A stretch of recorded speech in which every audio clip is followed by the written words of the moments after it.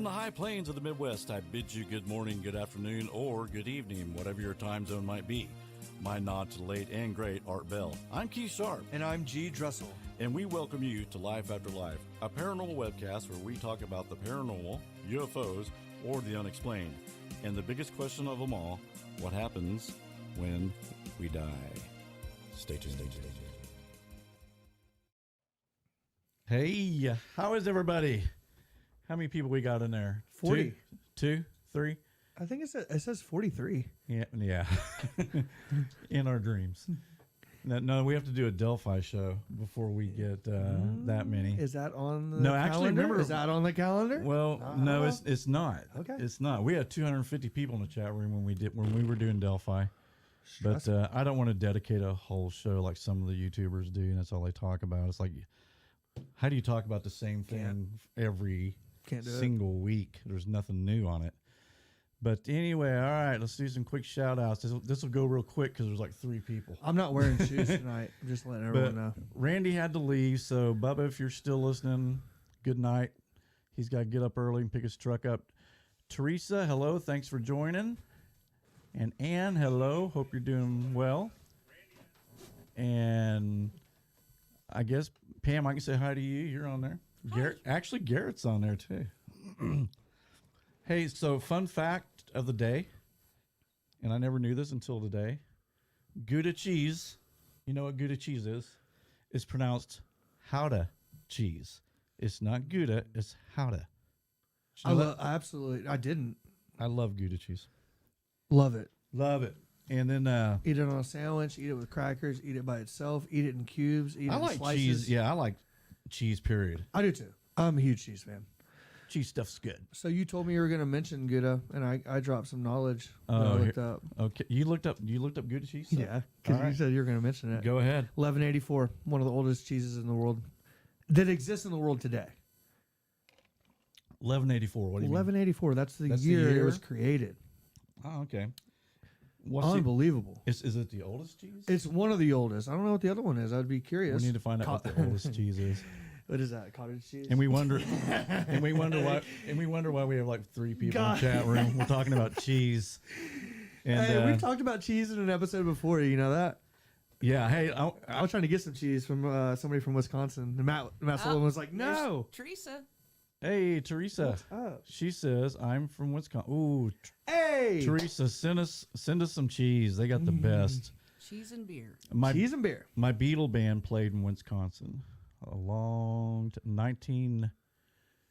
God, when was that, Pam? 98. We were still at the Perry House. You were just 18. Yeah, yeah, something like that. 18 years old. I think it was Stillwater. They had the Lumberjack Festival, and maybe it's Minnesota. But I thought it was Wisconsin. Man, you've been doing that for a lot of years. Yeah, and I got a show, and which reminds me, next week we're going to be on Wednesday because I am in this little Beatles kind of tribute band. We have 2 shows next weekend, and I have to do a setup sound check on Thursday night. So we're going to be doing a show Wednesday. Should we tell them? And Pam, you want to tell them? Go ahead, Pam. Tell them what the show is. Next week, we're going to do a show on Tuesday, according to what you told me earlier. Yes. Not Wednesday. The following week, we will go to Wednesday. Next week, we're going to cover the Black-Eyed Children. Yay. No. The Black-Eyed Children. Black-Eyed Children. Which I know nothing about, so I'm very excited. It's creepy. Excited. Yeah, you're kind of telling me. Yeah, these guys, it's these children that wear like hoodies, and they have black eyes. And we're doing the show next week, not tonight. No, I know, but I'm just talking about I'm trying to whet their palate. Interesting. Get their appetite for the Black-Eyed Children. But anyway, they come to the door. Just eat them. They come to the door. They knock on the door, and they ask to come in. And a lot of times it's because they're hungry is what they say. But if you let them in, and no one's done this yet, supposedly they will kill you. But I don't know how they can even say that because no one's let them in. Well, how do we know that nobody's let them in if they're dead? It'd be an unsolved case, I guess. Yeah. And so we would people never may know. have let them in. But there's a story about this one guy I saw that he was in a parking lot, and he said it was about 3 kids in hoodies, and he said, and they came and tapped on his window, and he said the guy had just black eyes. He's probably on acid. Probably. No, but and said, "Hey, mister, let us in your car, and can you take us home?" And he kept telling him no. And then he said they started getting aggressive, like really banging on the window. See ya. Yeah, and then finally he drove off. And then it's weird because as he drove off, he looks in the rear view and there's no one there. Maybe he was on acid. Maybe.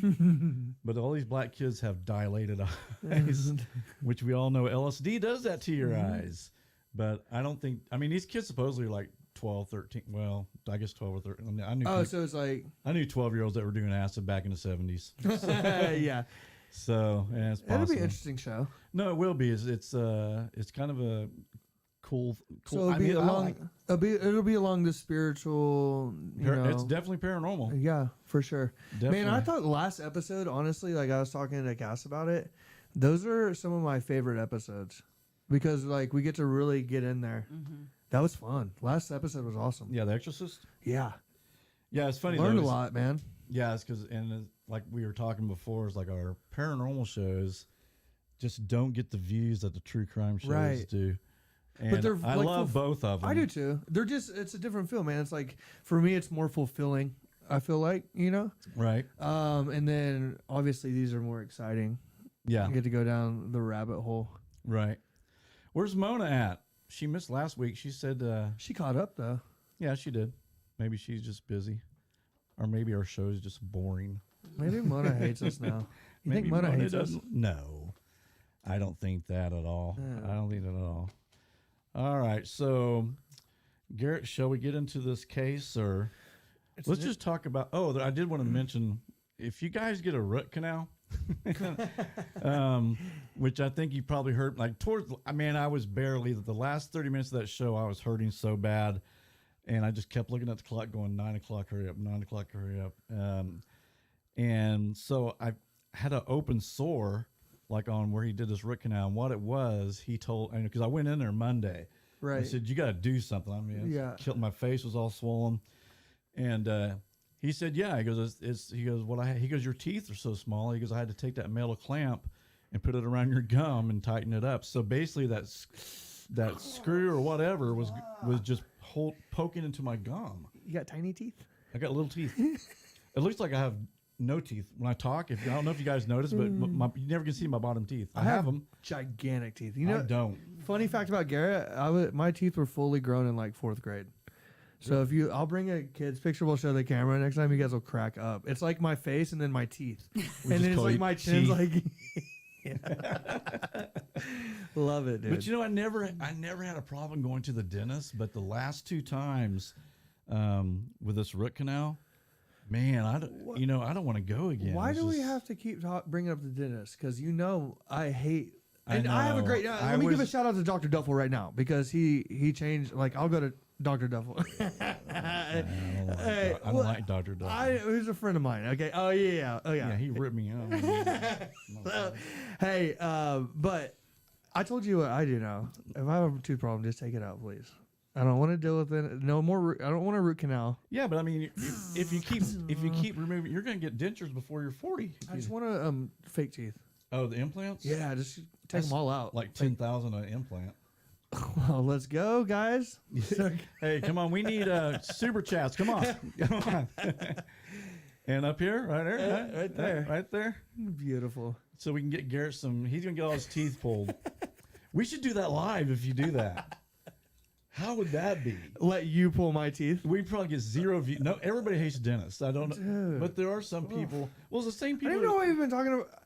I know that it hurt, but like every time you start talking about it, I start getting these weird like pains in my mouth. So it hurts, dude. It's horrible. And like I said, I never had a problem with the dentist until the last 2 times. I said last week, would you rather have a root canal or be possessed? Be possessed. No, go through an exorcism. He said go through an exorcism. I'd rather go through an exorcism.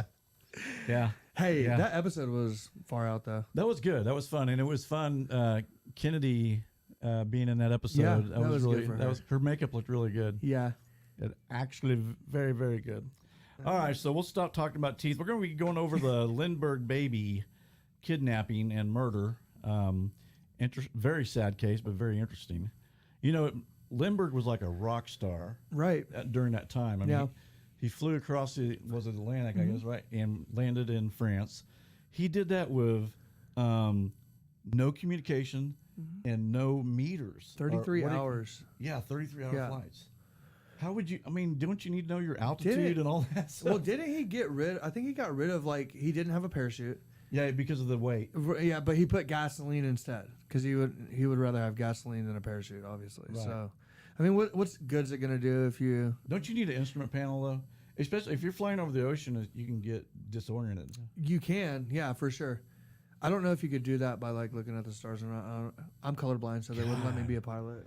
I was really bummed out. That's insane. But anyway, he landed successfully. He did great. Yeah, 60,000 people. 60,000 people met him, and he was like America's biggest hero at that time. Right, yeah. Yeah. He was like the rock star of the freaking Which 30s. I think is why he and his wife kind of wanted to move out into their little estate because that wasn't really his style. You know what I mean? Yeah, he seemed very modest, introverted a little bit. Yeah. Kind of shy, humble. Because I've seen him on a couple interviews, and he seems like he doesn't like talking. Right. Yeah, definitely. Or he doesn't like the attention. Well, the thing about it, this happened. This incident though was right on the heels of his success. Yeah. Yeah, and then like you were mentioning, a good point. You were mentioning the depression happened, so automatically people probably thought he was just filthy wealthy. Right, know? which he did well because he started going on speaking tours and you know, and they're paying him really well. All right. Hey, I want to try this, you guys. I've been messing with OBS to see if we can get the slideshow with us still in the corner. And OBS is kind of, it's not that reliable. Like when I click on it, if the voice starts getting like it's jumping or stuttery sounding, let me know. And then we'll just go back to the regular slideshow. But we'll go ahead and try it. You want to try that, Garrett? Yeah, we like to experiment during live shows. Okay, so there it is. If you guys are hearing that kind of is what it sounds like, where it's like you can't, everything's jittery. Give me the high sign in chat. Yeah, let us know in chat and see what the vocals are sounding like with the slideshow. My slideshow looks horrible. I mean, look at that. There's all that black space here and right here. No, that's good. I like it. I'm just not that good Adds yet. a little bit of depth. Yeah, I guess so. I thought you meant to do that, honestly. What's that? It looks good. No, I mean, I'm proud of you. That's the best I could do. The thing is when you try to blow these things up, it goes by the resolution. So it's not like if you want to go straight up, it's not the whole thing's coming out. So I had to get it where it's just kind of in the middle, and I had to do a lot of work to get that. I'm really proud of you. Well, thank you. All right, no one's saying anything. So hey, can you guys hear us okay, or is it doing that stuttery, fuzzy thing? Isn't it kind of funny, Pamela, because when we started this, how far Keith's come on this. He's running NASA over here. Yeah. I wish the viewers could see it from my perspective. Oh, did someone get booted? Yes, someone got put in timeout. Oh, okay. Well, we haven't even started yet. They're being mean to dentist. There's just a... No one's answering. I don't know if the chat thing. Let's just go ahead and start. Let's roll, man. Let's do it. So Garrett is going to be reading today. All right. Hey, this dude, he had an awesome. Oh, thank you. He had a great middle name, Charles Augustus Lindbergh Jr. Mm-hmm. So he was a junior. Okay, Charles Augustus Lindbergh Jr., 20-month-old son of famous aviator and Anne Morrow Lindbergh, was kidnapped about 9 p.m. on March 1st. 1932 from the nursery on the second floor of the Lindbergh home near Hopewell, New Jersey. The child's absence was discovered and reported to his parents, who were then at home at approximately 10 p.m., by the child's nurse, Betty Gow. A search of the premises was immediately made, and a ransom note demanding $50,000 was found on the nursery windowsill. After the Hopewell police were notified, the report was telephoned to the New Jersey State Police, who assumed charge of the investigation. So this thing happened at 9. Parents found out at 10. I think I saw too where the police were there in 30 minutes. Well, it was Charles Lindbergh. Right. I'm sure if that would have been Joe Blow. I think media was there too. Yeah. Because obviously we talked about that. Did we ever figure out if they had scanners back then? Had to have something. I mean, because we talked about World War I. I'm sure that they were trying to tap into, right? Because, during the time Bonnie and Clyde was doing their thing, I was reading that the police didn't even have two-way radios to talk to each other. Was that the 20s? No, that was the 30s. Oh, it was the 30s. So it was during okay. Yeah. this time. Interesting. Yeah. I'm sorry. Go ahead. Cops getting paid off. Hey, media paying cops to get information. Okay, I see where it is. Yeah, there you go. During the search of the kidnapping scene, traces of mud were found on the floor of the nursery. Footprints, impossible to measure, were found under the nursery window. 2 sections of the ladder had been used in reaching the window. One of the 2 sections was split or broken where it joined to the other, indicating that the ladder was broken during the ascent or descent. There were no bloodstains in or about the nursery, nor were there any fingerprints. Household and estate employees were questioned and investigated. Colonel Lindbergh asked friends to communicate with the kidnappers, and they made widespread appeals for the kidnappers to start negotiations. Various underworld characters were dealt with in attempts to contact the kidnappers, and numerous clues were advanced and exhausted. A second ransom note was received by Colonel Lindbergh on March 6, 1932, postmarked Brooklyn, New York, March 4th, in which the ransom demand was increased to $70,000. A police conference was then called by the governor of Trenton, New Jersey, which was attended by prosecuting officials, police authorities, and government representatives. Various theories and policies of procedure were discussed. Private investigators also were employed by Colonel Lindbergh's attorney, Colonel Henry Breckinridge. You want me to read the ransom note? Do you have it? I have the. Well, it says. Oh, never mind. Hey, did they publish the ransom note? I think not. Lindbergh was keeping everything pretty secret. Okay. And in fact, he, when they actually got to where you're going to get to the point where they did exchange, he didn't even notify the police about the exchange, because he wanted, because it said no police. He wanted his kid back. And so, as we'll get into that part. Right. Yeah, I won't say anything else. So okay. Go on. The third ransom note was received by Colonel Lindbergh's attorney on March 8th, informing that an intermediary appointed by the Lindberghs would not be accepted and requested a note in a newspaper. On the same date, Dr. John F. Condon, Bronx, New York City, a retired school principal, he published in the Bronx Home News and offered to act as a go-between and pay an additional $1,000 in ransom.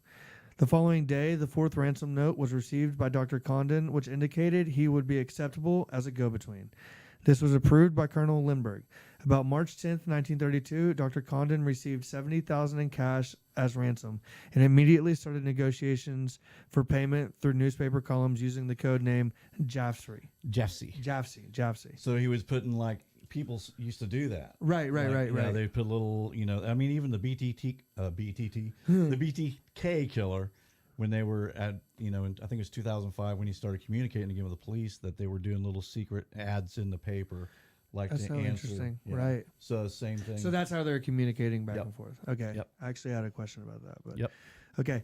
About 8:30 p.m. on March 12th, after receiving an anonymous telephone call, Dr. Condon received the fifth ransom note, delivered by Joseph Perron, a taxi cab driver who received it from an unidentified stranger. The message stated that another note would be found beneath a stone at a vacant stand, 100 feet from the outlying subway station. This note, the sixth, was found by Condon, as indicated. Following instructions therein, the doctor met an unidentified man who called himself John at Woodland Cemetery near 233rd Street and Jerome Avenue. They discussed payment of the ransom money. The stranger agreed to furnish a token of the child's identity. Condon was accompanied by a bodyguard, except while talking to John. During the next few days, Dr. Condon repeated his advertisements, urging further contact and stating his willingness to pay the ransom. Yeah, isn't that weird? It's bizarre. I mean, that's even just. I'm thinking, no, there's not going to be these back and forths. You meet me at the cemetery and you bring my kid. Right. I mean, this was going on back. I mean, there was 12, ransom notes. Crazy, all this negotiation going between no recordings of the child's voice to make sure he was okay. Right. And so they would meet in the cemetery and discuss the ransom stuff, and then they'd go back and then they'd wait for another ransom note. Or communicate through the newspapers, right? And and it was just, to me, it's like, if that was my kid, I was like, no, you get I'll bring you the money, you have my kid. Right. But at that point, the kidnappers have literally all the leverage. So you're just playing their game essentially. Yeah, I know. But You know what I mean? Still, I think that's probably why Lindbergh was so careful and so quiet and hush hush though. Like Yeah, not to, you know what I'm saying? Yeah, and it's so weird to me because the actual kidnapper shows up. And Maybe. the cops, I think so. Well, we'll Yeah, get into that later. But the cops aren't even there. I mean, I think that, because you know who else isn't there though? What? The baby. Yeah. And But so- just think, though, if the cops would have staked out somewhere and Followed him. Cemetery John would have got arrested, boom, right there, it would have been done. Or he wouldn't have gotten arrested and they would have tailed him somewhere. Somehow. Right? Yeah, but I think, man, if you're strategic enough, Yeah. I think you could place police where he would never even see the police coming. Right. And he was going But on. why but here's the thing. See, they don't have the baby though. I That's know. the main thing. So you can't arrest Cemetery John because what if there are other people? You have to like take that into consideration. Then you might never get the baby. That was back in the 30s where they slap you and hit you with a billy club till you told the truth. Yeah, we saw that didn't work. That's no way to extract information. That's how they did it. I know that. Yeah, I mean, that went on but for years. if this guy doesn't know, then he can't give you valuable information. I don't know, Pam. What do you think about that? I mean, if he shows up and they arrest him, okay, we definitely got the guy who's connected with this case. You don't even know he may have killed a child, and you don't know that. I mean, you're hoping that wasn't the case, Right. But at the same time, I've got a key member. Yeah, for of sure. it, and he just might talk. I don't know. But what would they do? Oh, go ahead, Pam. Good. What do you? I mean, my take on it. You guys Would you send the police? It's like had that guy arrested when he met him in the cemetery. Don't know. Without I the don't kid. know. That's the key thing. Without the know. kid. Yeah. My take on it. You guys, I mean, do all the research. I kind of come into this acting as one of the viewers does. Yeah. You know, I'm hearing all this for the first time, and kind of I only know what little I may know or may not know Right. about But I mean, these I cases. like that. Well, but no, hang on. But I did read in this case that Lindbergh didn't have a lot of faith in the local police department. He really wanted to be the one in charge of how this investigation went. Right. So, Because you got to take into consideration too, prohibition was going on. Right. The mafiosos were really starting to take charge. So I could Right. see, there are probably cops on payrolls. I'm watching. I told you I'm really into Narcos in Mexico right now, Yeah. and that's how it was happening down there. I like might in the start 80s. that tonight. It's amazing. But no, but here's my point is that if God forbid they arrest him and because this is like a scene in Narcos, he literally doesn't have any kind of information to give and they just keep beating on him, then they're never able to get to the next point. So I think that like with Lindbergh, he was a smart dude. Like he probably knew, Right. there's more people involved. So my thing is if they arrest him and they jump on him right there, what they should have done probably is tell him. And to a certain point, if they lose him, good. Then we know and see if like there's because they met him 15 damn times Or at least get his license tag number. something. But here's the other thing I thought about: is there a reason besides the fact that these people may have lived in New York City that they're meeting somewhere like the Bronx? Because I mean, you've been to New York City. Yeah. I mean, dude, trying to lose somebody in New York City, like it's not difficult to do. You're not like meeting in an isolated place. You're meeting, so maybe that was strategic on their end. I mean, either way, this was very well thought out. I hated the Bronx, by the way. I love the Bronx. No, I mean, it was cool. But It's changed a lot since you went there. In the last 10 years, it's like completely new. Well, I mean, New York was clean. I mean, not that we want to get into, but New York was cleaned up when I was there. Post 9/11 for sure. Yeah. Well, Giuliani. I mean, he was the guy. I mean, the subways were safe and everything. I know we talked about this before, but anyway, so go ahead. But that was to my point was like that. I feel like this was really well thought out. And again, we don't know what was in the ransom notes either, right? And so Well, we do now. They're on the net. they are on the net. Okay. Yeah. Okay. No, I was just saying I'm not sure that he was just so, and I think that's part of. You can see that being Lindbergh's personality. He just flew over the Atlantic. He's a big man, Planned. and I'm a Yeah, leader. right, for and sure. I'm the one who's going to operate this whole thing. 100%. And because he had so much clout, that police were probably like, okay. Yeah, definitely.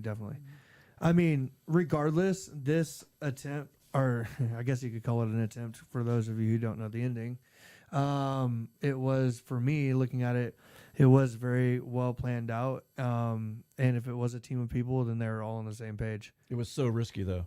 Oh my God. Because, I mean, when you say don't bring the police, you know, I mean, every kidnapping case today, the police are there. I don't care what people say. And they wouldn't probably arrest the guy right there, even by today's standards. Right. Because they would be trying to, right? They want to cache of information. They want to see where he's leading to, his associates, who he's working with, accomplices, blah, blah, blah. Yeah. And so, but I was thinking about that on the way over here.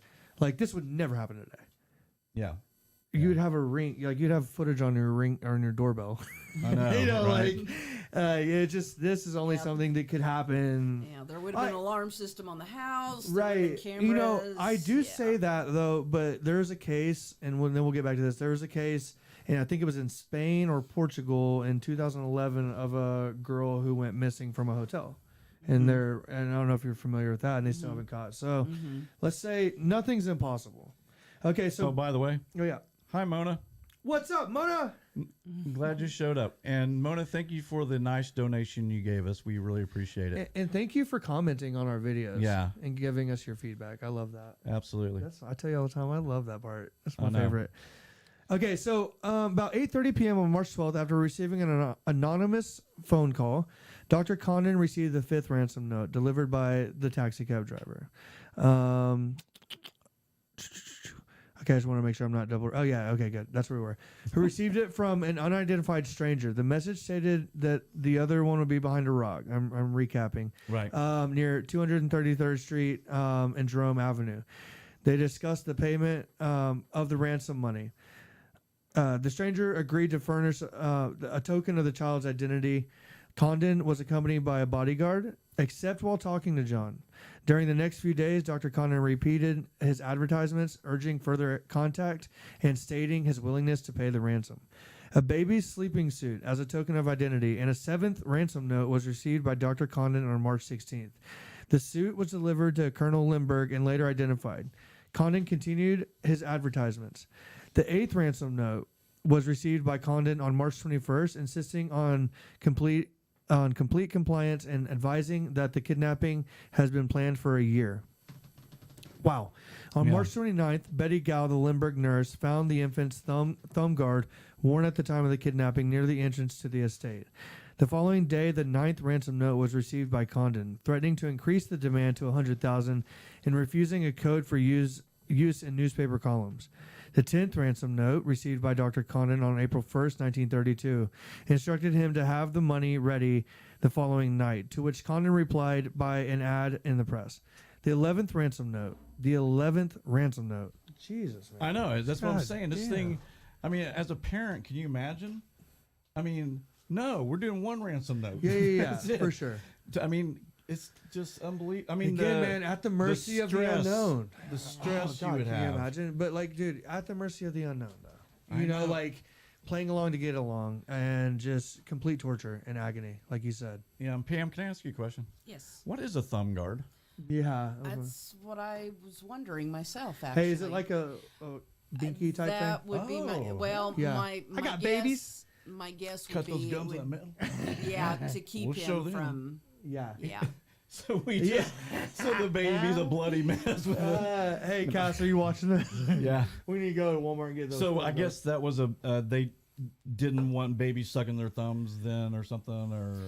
Well, I mean, up to a certain age, because what was he, 13 months old? Is that? I think he was older than that. I think 18 months, wasn't he?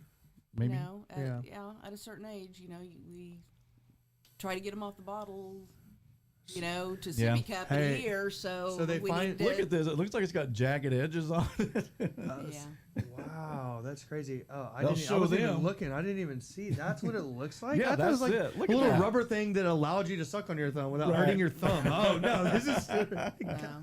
bless. Yeah, see. So they found- now, someone in chat just said it's so the baby doesn't suck his thumb. I remember my mother telling me when she was young, my grandmother put leather mittens on her hands to get her to stop sucking her Well, thumb. see, at so least- there comes a point where, yeah, they. Yeah, it's better than a rusty piece of metal Well- in your mouth. And God, jeez, man. cutting their gums to pieces. That's horrible. So Yeah. this goes though to show you because they found this at the entrance to the estate, right? They found it in the. Well, I know they found it in the yard, and they found that later. Okay. They didn't find. What kind of police work is that? I mean, they should have been Seriously. checking everything. But yeah, that The was found police were later. gonna- Yeah, so it kind of goes against maybe the duffel bag theory that we'll talk about. Let's keep that in mind. Okay, Okay. On March 29th, Betty Gal, the Lindbergh nurse. Okay, the thumb guard. go ahead. You Okay. can read it again. Blah blah blah. It's okay. Okay. So they increase the ransom to 100,000, and they refuse to use the code in the newspaper anymore. So things are getting tighter, right? More stringent. Here. Right. It's getting crazy. Yeah, I cut you off at the 11th note, so you're here shortly thereafter. Yeah, that's what I was like. God bless. Shortly thereafter, on the same evening, following the instructions contained in the 12th note, Condon again met whom he believed to be John to reduce the demand to 50,000. Bold move. So they're like playing a game of chess here, right? Yeah, that's Lindbergh's like, okay, you want a power move? Here we go. I'll give you 50 grand. You need it. This amount was handed to the stranger in exchange for a receipt and the 13th note, containing instructions to the effect that the kidnapped child could be found on a boat named Nellie near Martha's Vineyard, Massachusetts. Come on. Like every boat is called Nellie and Martha's Vineyard. yeah, over there in Nellie, drink some beer. Okay. So the stranger then walked north into the park woods. The following day, an unsuccessful search for the baby was made near Martha's Vineyard. The search was later repeated. Dr. Condon was positive that he would recognize John if he ever saw him again.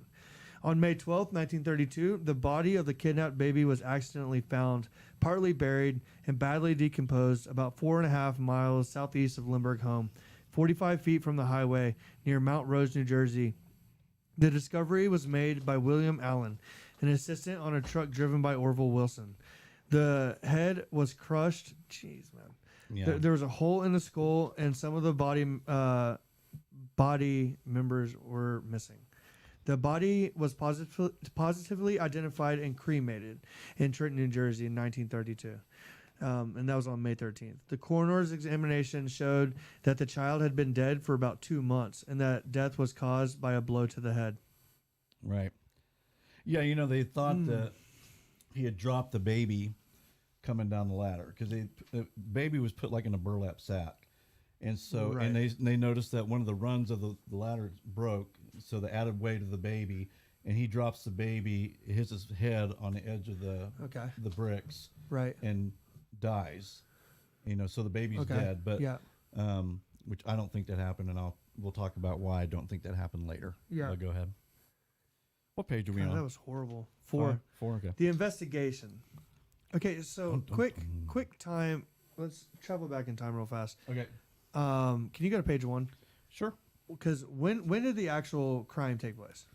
It was You got it March was last- March 1st, 1932. Okay, March 1st, 1932. Yep. And so by May 13th, they're already cremating the child. And Right. okay, Which and that's so that's pretty quick, dude. and that's another theory too that some people thought Lindbergh had something to do with it Right.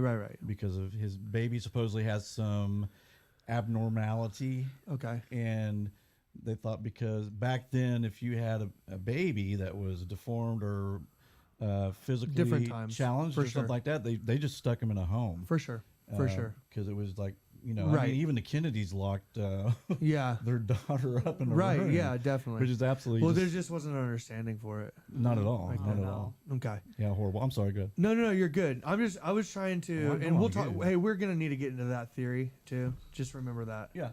Okay.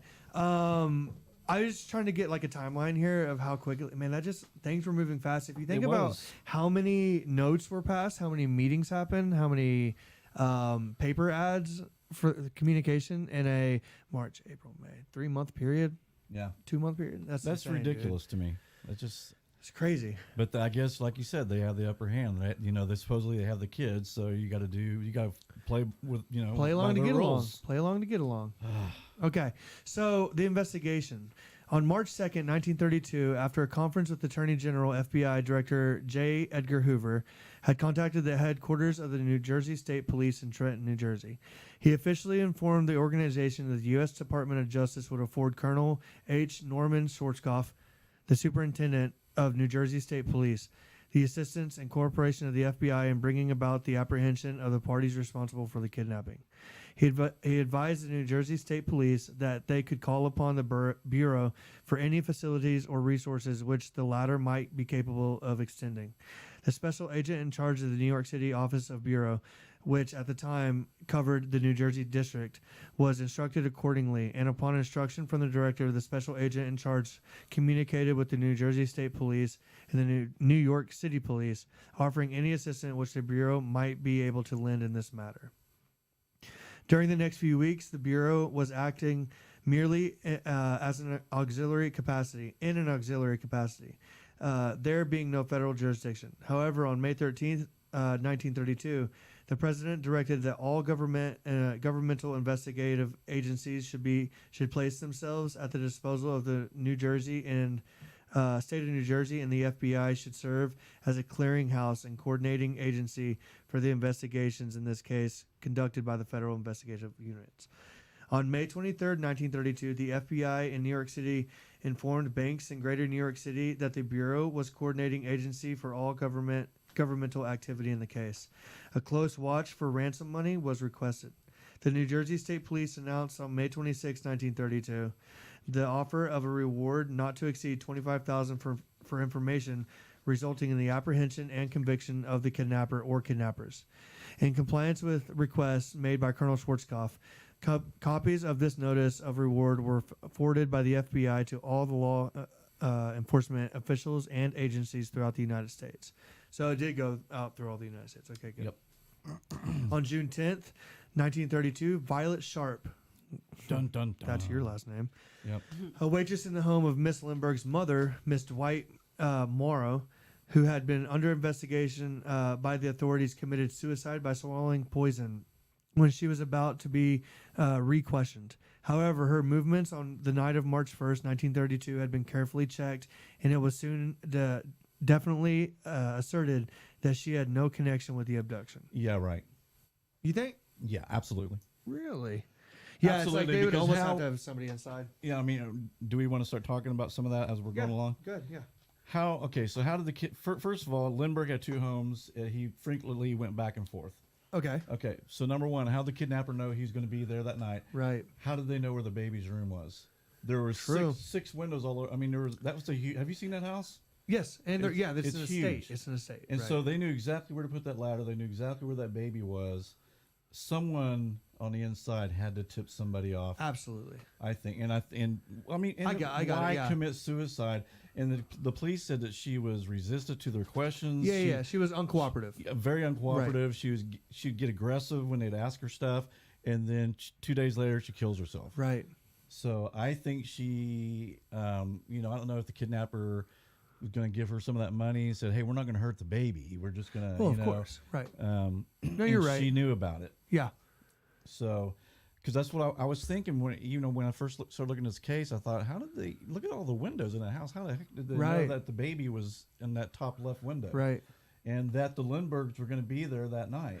The only way that they could do it is if they, because again, we talked about how Charles Lindbergh, and this is me just playing devil's advocate.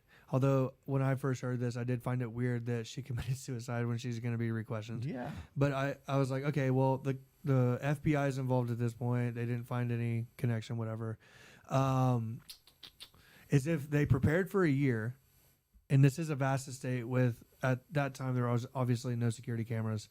I mean, they could have just been staking that shit out and following but how would you patterns and I mean, how would you know to watch for that window? I mean, because I'm sure there's lights going on. I mean, it would be a crapshoot. You think they're getting up there and peeking? No, I don't. Yeah. That would be. I mean, you got probably one shot to kidnap a baby. For sure. Right? So you're not going to take a chance of like, okay, tonight I'm going to just look through every window in the house. Yeah. No. I was thinking more along the lines of like, when they're there, going put your ladder up there, testing it out, seeing where the baby, just scoping it. I mean, but that's risky. It's a lot of time too. It's a lot of time, and it's very, very risky. You would almost have to have somebody inside, right? I mean, because you wouldn't want to even like guess at that. You'd want to know, okay, we want to know exactly where that window is so we can get the ladder, get up there, get the hell out of there. Right. We don't definitely. Yeah, because I mean, just even if they watch the house, they're, without getting inside, unless they were once worked on Lindbergh's house and they saw the crib and they go, okay, this is up here. Right. But that was never, no one ever said anything There's about. no connection. No connection there. Were there more footprints or anything under other windows aside that? No. Okay. Just that one. That's a good point. Which they said they weren't able to measure. What does that mean, I wonder? What was it? Mud? Smeared? It was mud. Yeah, they said they weren't able to measure them. But and one guy, when I was doing my research, said that they still should have poured a cast. To have some type. I mean, well, you some can type try to of recreate tread. it even. Right, and it's have some type of tread or whatever on the shoe. I mean, I know back then most people had those flat-soled shoes, right? But still, just to have a cast of that print. Oh, definitely. And they didn't do it.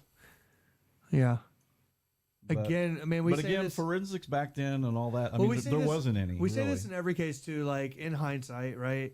Like that's definitely what you would do. But you're talking about Lindbergh. You're talking about exactly. I mean, this is a very important man, and you want to make sure you get his baby back to him. But and then you look like the law enforcement would look like heroes. So I'm trying to put myself in their position though, and being like, okay, because there were stories that the media was there, like kind of in.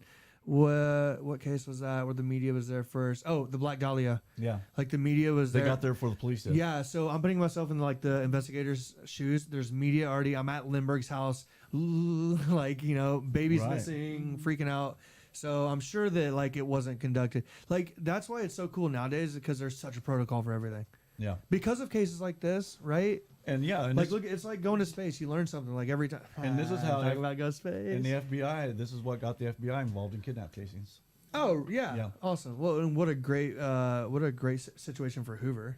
Oh yeah, right. Absolutely. Yeah, dude. Let me get on. I gotta find somebody. Let's go up the ranks, baby. That helps. And I'm sure he pushed like, hey, FBI needs to be involved in these cases. Definitely more power. Yeah. No, but I mean, to your point, I would want. I mean, if my child was missing, just local law enforcement or even state police. No offense. I want federal. I want the big dogs. Right. In there. I think the days of like, you see in all the old movies, like, oh, the feds are here. We talk about it all the time. Like, this is our crime scene. I think the days of that are kind of out. Like, I think that like, I don't know, man. Well, no, in certain areas, like, but hey, let me tell you.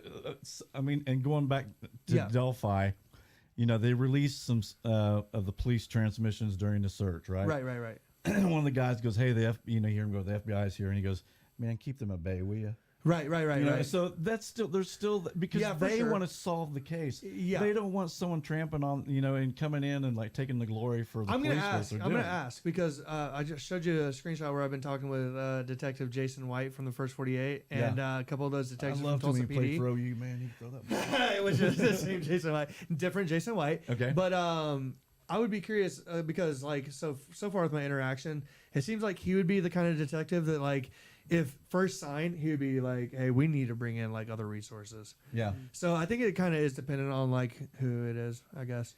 But okay. Yeah, but I still think that's a problem. I think I can see that, local police. It makes them look bad if another what's the thing? Another agency. Exactly. Yeah. Another agency comes in and it's like we can't handle it. But doesn't it make you feel good? Yeah. Like it makes me feel good as a taxpayer. Yeah, knowing that like the FBI is being used as a resource. Yeah, I mean, and you got local police, state checks police, and balance, right? And you got the FBI's will only come in on certain cases, right. If it's state, if it's going around the states or connections or whatever. But kidnapping, that's one where the FBI does show up. Thank God. Yeah, absolutely. Because I mean, the quicker time that you find out evidence, the better chance you have of your kid coming back First alive. 48. Right. First 48. Absolutely. Maybe. But hey, so back to the point before we move on with this lady, is I'm kind of right there. I'm right there with you. Like there had to be somebody on the inside. Sure. They had to know where the room was. And that was a great point. You said, were there footsteps beneath any other windows? And there weren't. And are we going to talk about, because I didn't read through this. This is your thing. I'm just reading for you. Yeah. So are we going to talk about the footprints at all anymore? Because how many sets of footprints were found? I read, this is another one of those things where you can read different things and get different stories. Of course. I read one research paper I read someone had there was 2 sets. That's what I read too. Yeah, but then I've read where they just found a couple of footprints and they followed it back Right. to that road, so they figured the car was parked there. Right.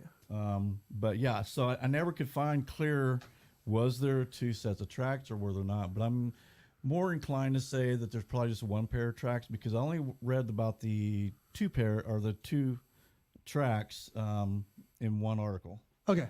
So I'm just saying because that would have been definitely all over the place. Like, okay, we got two perps here. Right. Right. Unless it was just that kind of situation where, I mean, because they couldn't even identify the one set of footprints. Yeah. Yeah. Because I guess, like I said, It led into the yard or something. Right. You're right. Okay. Yeah. Okay. Okay. In September. In September 1933, President Roosevelt stated in a meeting with Director Hoover that all work on the case be centralized in the Department of Justice. He requested the director to convey his views to the Attorney General Cummings, with the suggestion that the Attorney General make a request to the Commissioner of the IRS, either through the President or directly, for a detailed report of all work performed by the IRS Intelligence Unit. On October 19th, 1933, it was officially announced that the FBI would have exclusive jurisdiction insofar as the federal government was concerned in the handling of the investigation of features of the case. Okay. Yay. The President's proclamation requiring the return of the Treasury of all gold and gold certificates was a valuable aid in the case. Inasmuch as 40,000 of ransom money had been paid in gold certificates, and at the time of the proclamation, a large portion of this money was known to be outstanding. Therefore, this phase of the investigation was emphasized. That was pretty smart. Very smart. Because that'd be, I mean, if you're a bank teller and a gold certificate pops up, boom. Right. I mean, where if you just did regular bills with serial numbers, you could overlook that easy. See, but when you have that gold certificate emblem on that bill, man. Well, and this is why it's so important for somebody like an agency like the FBI. The key word there for me is centralized. So they centralized, everything was rolling downhill, right? And everything was coming back up. So massively important, because then you think about things like that. Like when I heard that part of the case, I was like, dude, that's brilliant. That's awesome. Yeah, dude. absolutely. Okay, so on January 17th, 1930. 100%. Dude, you did that in your radio voice. Do it again. 100%. Okay, on January 17, 1934, a circular letter was issued by the New York City Bureau office to all banks and their branches in New York City, requesting an extremely close watch for the ransom certificates. And in February 1934, all Bureau offices were supplied with copies of the Bureau's revised pamphlet containing the serial numbers of ransom bills. The New York City Bureau office distributed copies of this pamphlet to each employee handling currency in banks, clearinghouses, grocery stores, in certain selected communities, insurance companies, gasoline filling stations, airports, department stores, post offices, and telegraph companies. Following the distribution of these booklets containing the serial number of ransom currency, there were also prepared and similarly distributed by the Bureau currency key cards, which, in convenient form, set forth the inclusive serial numbers of all the ransom notes which had been paid. This was followed by frequent personal contacts with the bank officials and with individual employees in an effort to keep alive their interest. Dude, that is quite the operation they're running there. Yep. Prior to this time, the passing of ransom bills had been reported to either the FBI, the New Jersey State Police, or New York City Police Department, none of which had complete information on this point. Therefore, arrangements were effected whereby investigation of all such ransom bills detected in the future could be immediately conducted jointly by representatives of the three interested agencies. One of the byproducts of the case was a massive misinformation received from well-meaning but uninformed, highly imaginative individuals, and a deluge of letters written by demented persons, publicity seekers, and frauds. It was essential, however, that all possible clues, regardless of the prospect of success, be carefully followed, and it was impossible in the vast majority of instances to determine at the inception whether they would be material or false. On March 4th, 1932, a con man named Gaston B. Means was approached by Miss Evelyn Walsh McLean of Washington, D.C., who felt that she might be of a material assistance to Colonel Lindbergh in procuring the return of his child. Miss McLean had become acquainted with Means as a result of some investigative work which Means had performed for her husband some years before. Means informed her that he felt certain he could secure a contact with the kidnappers in his... Are you serious? Sorry, guys. Hey, can I stop you for a minute? Yep. Yeah, I was going to answer a question for Mona. Yeah, Mona, the whole staff was questioned. He had housekeepers, nurses, a butler. All of them were questioned and cleared. They all cooperated. And when I said uncooperative, I meant she basically said, I don't want to answer your questions. I mean, it was like she was making it sound like she was so busy she didn't have time for the police. But yes, all the staff was questioned. They all cooperated and all were cleared. But they said they cleared Violet Sharp, but with her uncooperativeness and also killing herself, that's pretty sketchy. I think they put so much exhaustive effort into catching somebody that once they had them, there was no further investigation done. Honestly, Probably not. But go ahead. Okay. So this means fraud guy, okay, he says that he was approached by some people and they wanted him to be involved in this big kidnapping. But he declined, of course.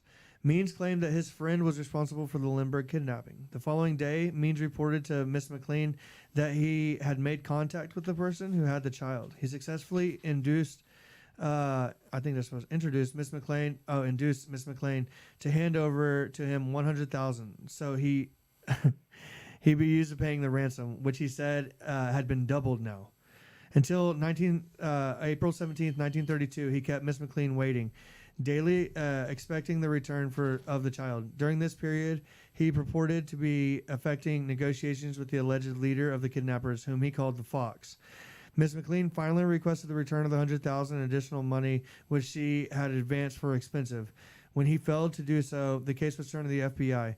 Means and the Fox, who was found to be Norman T. Whitaker, the Fox, a disbarred Washington attorney, were apprehended, and Means later convicted of embezzlement and larceny after trust and sentenced to 15 years in federal penitentiary. Whitaker and Means were later convicted of conspiracy to defraud and sentenced to serve 2 years each in a federal penitentiary. There were other attempts at frauds which required extensive investigations before they could be completely eliminated from consideration in connection with the Lindbergh case. In all, there were literally thousands of leads in all sections of the United States, which followed to their definite conclusion by the Bureau. That sucks. Yeah. The result of these investigations, no matter how trivial, were reported. The activities of the known and suspected members of the so-called Purple Gang of Detroit. Princess Gang, right? Yeah, it had to be Prince. Yeah. Purple Rain. Hey, don't make jokes during this serious. No laughing. Okay. Dude. Yeah. Okay. And various rumors and allegations concerning the gang were carefully and thoroughly investigated. Numerous registries of boats were examined in a fruitless endeavor to locate the boat Nellie, on which the baby was to have been found according to the 13th and last ransom note handed to Dr. Condon, at which time he paid the ransom money to John. Records of cemetery employees who were employed in various cemeteries in certain sections of New York City and near Hopewell, New Jersey, were examined. Information accumulated in various other kidnapping and extortion cases handled by the FBI was examined in closest detail and studied with particular reference to any bearing they might have upon the solution of the Lindbergh case. Hundreds of photographs and descriptive data of known criminals of all types and other possible suspects were exhibited to the few eyewitnesses in the case in the endeavor of identifying the mysterious John. What you call him earlier? Cemetery John. Cemetery John. Cemetery yeah, John. That's why he went by. On May 2nd, 1933, the Federal Reserve Bank of New York discovered 296 $10 gold certificates and one $20 gold certificate, all Lindbergh ransom notes. These bills were included among the currency received at the Federal Reserve Bank on May 1st, 1933, and apparently had been made in one deposit. Immediately upon the discovery of these bills, deposit tickets at the Federal Reserve Bank were examined. One was found bearing the name and address of J. Faulkner, 537 West 149th Street, and had marked thereon gold certificates, $10 and $20, in the amount of $2,980. Despite extensive investigation, this depositor was never located. That's weird, isn't it? Yeah, it is. This whole thing is bizarre. Yeah. I can't wait to riff on this. This Yeah. is bizarre. Okay, and dude, it's another one of those cases where it's like there's so much going on at the same time. It's ridiculous. Okay. Examination of the ransom notes by handwriting experts resulted in a virtually unanimous opinion that all the notes were written by the same person and that the writer was a German nationality but had spent some time in America. Dr. Condon described John as Scandinavian and, believing he could identify the man, spent considerable time in viewing the numerous photographs of possible suspects and known criminals. In this connection, the FBI retained the services of an artist to prepare a portrait of John, from descriptions furnished by Dr. Condon and Joseph Perron, the taxi driver who had delivered one of the ransom letters to Dr. Condon. In a further endeavor to identify the individual who received the ransom payment, representatives of the New York City Bureau Office engaged Dr. Condon to prepare a transcript of all the conversations had by him with John on March 12th and April 2nd, 1932, the dates on which Dr. Condon personally contacted the kidnapper in order to negotiate the return of the child and payment of the ransom. These conversations during March 1934 transcribed in detail on phonograph records by Dr. Condon, who imitated the pronunciation and dialect of John. In this manner, the nationality, education, mentality, and character of the kidnapper were more clearly defined and permanently preserved for future use. That was smart. Yep. Another interesting attempt to identify the kidnapper centered around the ladder used in the crime. I love this part. Police quickly realized that it was crudely built, but built nonetheless by someone familiar with wood who was mechanically inclined. The ladder had been thoroughly examined for fingerprints and had been exhibited to builders, carpenters, and neighbors of the Lindberghs in vain. Silvers of the ladder even had been analyzed, and types of wood used in the ladder had been identified. Perhaps a complete examination of the ladder by itself by a wood expert would yield additional clues. In early 1933, such an expert was called in, Arthur Kohler of the Forest Service's United States Department of Agriculture. Kohler disassembled the ladder and painstakingly identified the types of wood used and examined tool marks. He also looked at the pattern made by nail holes, for it appeared likely that some wood had been used before in indoor construction. Okay. Kohler made field trips to the Lindbergh estates and to factories to trace some of the wood. He summarized his findings in a report and later played a critical role in the trial of the kidnapper. Hey, buddy. thanks, man. You're welcome. Appreciate it. Now that was smart. Yep. That was a good move on their That part. was, and I've got some pictures that I'm saving those for when we start talking about the evidence and everything. Okay, we're almost there. Yeah, we're getting there. Hauptmann is located. A series of ransom notes following the kidnapping led to a meeting between Dr. John Condon, the representative, and John, and then the sketch artist was made. The description of Dr. Condon proved to be remarkably similar to Bruno Richard Hauptmann, who was arrested on September 19th, 1934. For a period of 7 months prior to August 20th, 1934, no gold certificates were discovered except for those received in the Federal Reserve Bank, as previously mentioned. Starting on October 20th, 1934, and extending into September, a total of 16 certificates were discovered, and most of them in the vicinity of Yorksville and Harlem. The long-awaited opportunity had finally arrived. As each bill was recovered, a colored pin marking the location of the recovered bill was inserted in a large map of the metropolitan area, thus indicating the movements of the individual or individuals who might be passing the ransom money. That's amazing. Yeah. When the first few made their appearance, it was decided to concentrate on gold certificates, as experience had proven the futility of tracing the ordinary currency included in the ransom money. In keeping with the cooperative policy previously established with the New Jersey State Police and the NYPD teams composed of representatives of each of these agencies and a special agent of the Bureau were organized to personally contact the banks of the greater New York and Westchester counties. As a result, the various neighborhood banks discovered the bills close to the point at which they were passed, and it then became possible for the investigators to trace the bills to the person who had originally passed them. For the first time in the history of the case, the investigators succeeded in finding that the description of the individual passing these bills fit exactly that of John, as described as Dr. Condon. It was determined through the investigation that the bills were passed principally at a corner produce store. About 1:20 p.m. on September 18th, 1934, the assistant manager of the Corn Exchange Bank and Trust Company on 125th and Park telephoned the New York City Bureau office to advise that a $10 gold certificate had been discovered a few minutes previously by one of the tellers in the bank. It was soon asserted that this bill had been received at the bank from a gasoline station located on 127th in Lexington.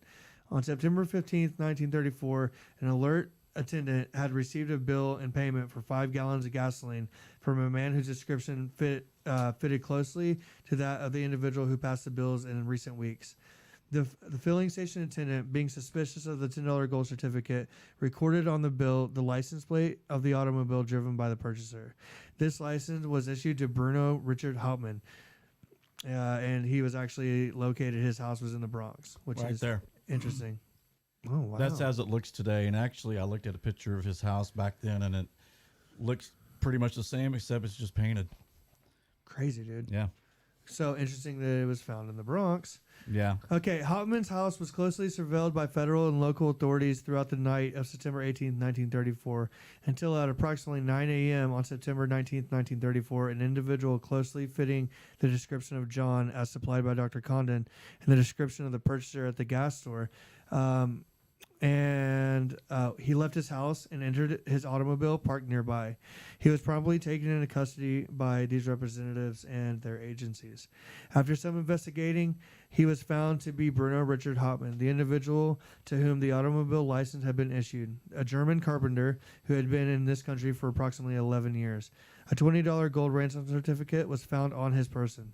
His description fit perfectly to John as described by Dr. Condon, and in his house was found a pair of shoes which had been purchased with a $20 ransom bill recovered on September 8, 1934. Hauptmann admitted several other purchases which he had made with the ransom certificates.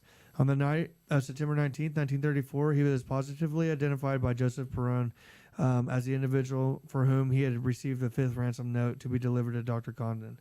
The following day, ransom certificates in the amount of $14,600 were found secreted in the garage of Hauptmann's residence. Shortly thereafter, he was identified by Dr. Condon as John, to whom the ransom had been paid. It was also ascertained that he was in possession of a Dodge sedan. A Dodge sedan. Excuse me, if you great. We got some great sedan.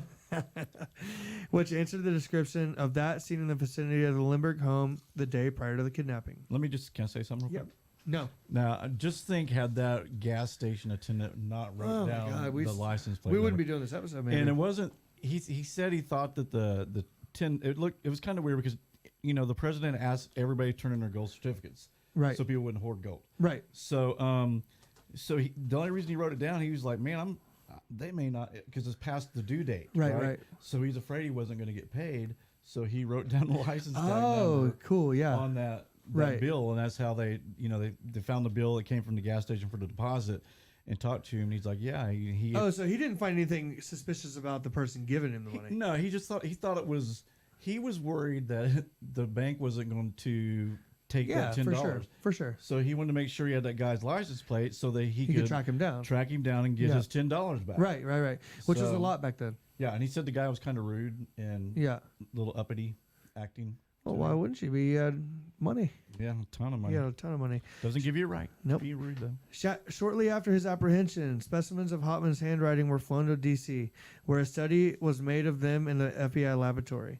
A comparison of the writing appeared on the ransom notes with that of the specimen disclosed remarkable similarities in conspicuous personal characteristics and writing habits, which resulted in a positive ID by the handwriting expert of the laboratory. Upon the apprehension of Hauptmann, it was found that he bore a striking resemblance to John. Further investigation developed that Hauptmann, 35 years old, was a native of Saxony, Germany. He had a criminal record for robbery and had spent time in prison. Early in 1923, he stowed away aboard the SS Hanover at Bremen, Germany, and arrived in the port of New York City on July 13, 1923. He was arrested and deported immediately.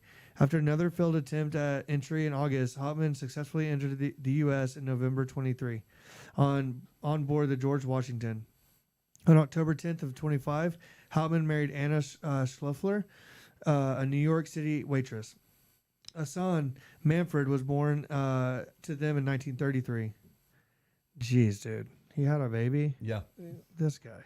Hauptmann followed his occupation of carpentry.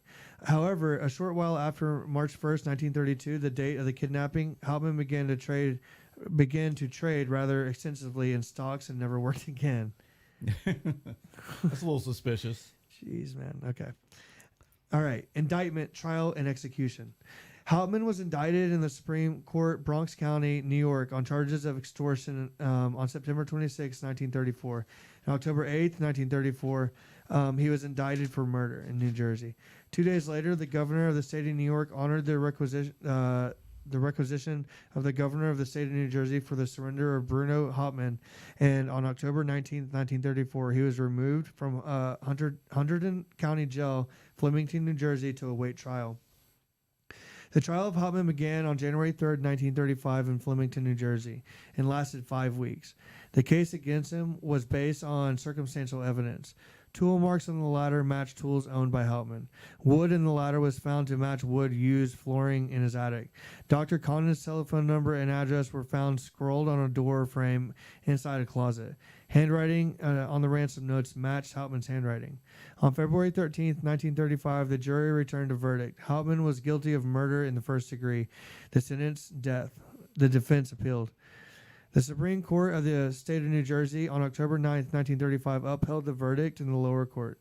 Hauptmann's appeal to the Supreme Court of the United States was denied on December 9th of 35, and he was to be electrocuted on January 7th, 1936. They didn't mess around back then, did they? They did not. However, on this same day, the governor of the state of New Jersey granted a 30-day reprieve, and on February 17th, Hauptmann was resentenced to be electrocuted during the week of March 30th, Kennedy's birthday, 1936. On March 30th, the pardon court of the state of New Jersey denied Hauptmann's petition for clemency, and on April 3rd, 1936, at 8:47 p.m., Bruno Richard Hauptmann was electrocuted. Yeah, there's even a picture. God bless. Seriously? Yeah, that's the actual picture. I mean, he's not being electrocuted at this point. Well, right. But, I mean, can you imagine? I mean, that would never happen today where we're going to take a picture of the guy. No, absolutely not. I'm surprised back then that they didn't film it and show it on television like there the might be a newsreels. film. Yeah. I don't know, man. Times were different. That's for damn sure. They were. Okay, the evidence. The ladder found at the crime scene matched the wood grain from wood slats found in Hauptmann's attic. He had pulled out a slat to make his ladder. Also, the ladder was put together with square head nails, which were rare, but square head nails were found in the construction of home where he all lived. over his house. And let's look at some of these pictures. Yeah. So you can see there's a slat right there that's missing. Right. You can see where he cut it. Right. And then to make his ladder, and then we get this. There's a good picture of. See how they matched up the grain. Wow. So that's the piece that some wood expert put this piece in here and lined it up, and it completely lined up with the wood grain. That is crazy, dude. On that. Yeah, that was pretty brilliant of that guy. No, absolutely. And so that proved that, that ladder, he basically went up in his attic and he just took out some slats. Right. Yeah. And probably thinking no one's ever going to look in the attic. Yeah, definitely. And being a carpenter, he threw it together. He hastily put that thing together. They said it was pretty rickety looking, and it was in 3 sections. He made it adjustable. Easier to carry. Yeah. Easier to carry. Yeah. But he left the ladder there. Yeah, because he screwed up. Yeah. We dropped the baby. Well, we don't know. I know. We'll talk about that. Because we're going to talk about the forensics part of it. Okay, handwriting matched ransom notes. Some of the words were misspelled, and they had Hauptmann to write what the police told him to during his interrogation. However, so I will say, if that's the case, I mean, you can't do that. I mean, the police were telling him, like, there were some misspelled words. Right. And he says, "Hey, Hauptmann, I want you to write this. Go to the cemetery, or whatever words he misspelled." Right. And supposedly he said, "That's not how you spell that." And they said, "Just write it like we tell you." Ah. And so he went ahead. Now, I read this, and again, you get so many different stories, but I read that the police told him exactly how to spell everything. So then in the trial, they used, well, look, Hauptmann's had these misspelled words just like the ransom note. But that's crazy. I don't know. It is. I mean, but there were some. Who would admit that, though, is my point. What? Like, why would they admit? Like, who would know? Hauptmann was he claimed. Hauptmann claimed that. Oh, okay. Hauptmann Okay. claimed that when he was in there, They told him to say that. He said, "I knew." He goes, How I to kn- spell it. "Yeah." He goes, "I know how to spell the word." And he said, but the policeman said, "No, just write it like we tell you." Of And course, of course and he you would can say look that. at it too, though. The police could be saying, not really trying to mislead him, but just wanting to see if his writing Yeah, definitely. characteristics were the same. Yeah, for Possibly. sure. Yeah. You know, or but it's- Hauptmann could just be claiming that. That's Because true. why wouldn't he? Yeah, I mean, he lied about Everything. a lot of Yeah. things. Yeah. Go Okay, ahead. after Hauptmann's arrest, police found $14,600 of the ransom money in a box in his garage. I mean, come on. Yeah. Hauptmann claimed that Fish had given. Okay. We'll talk. Yeah. Okay.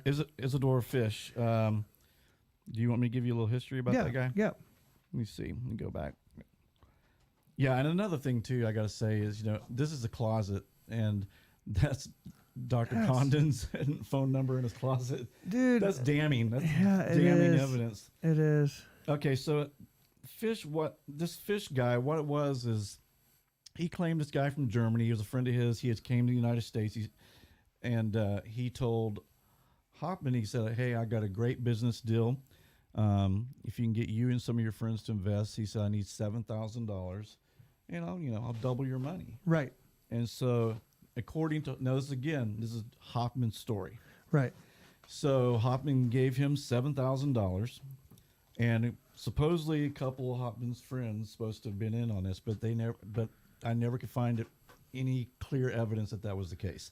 But he said, so this man handed me a box before he went back to Germany, and he said, "Please keep this box for me until I get back." Right. And Hauptmann claimed he took the box, he never looked in it, he put it up in the Get top. out of here. He put it up in the This guy spent time in prison for robbery. Right. Continue. So he said he put the box in top of the closet, and one day he had a leak in his roof, probably because he's pulling slats out. But he said he noticed it damaged the box, and the box became weak, and he went into this closet, and it fell down on the ground, and that's when he saw that there was $14,000. I see it now. The headline: Bruno Hauptmann, the luckiest and most unluckiest person of all time. So $15,000 falls from his damn ceiling. Okay. Okay, so this Isidore guy, Fish. I love that Good night. song, dude. I love that song. But anyway, so he went to Germany. So within, I think, like a week or two, he had tuberculosis. He died. Okay.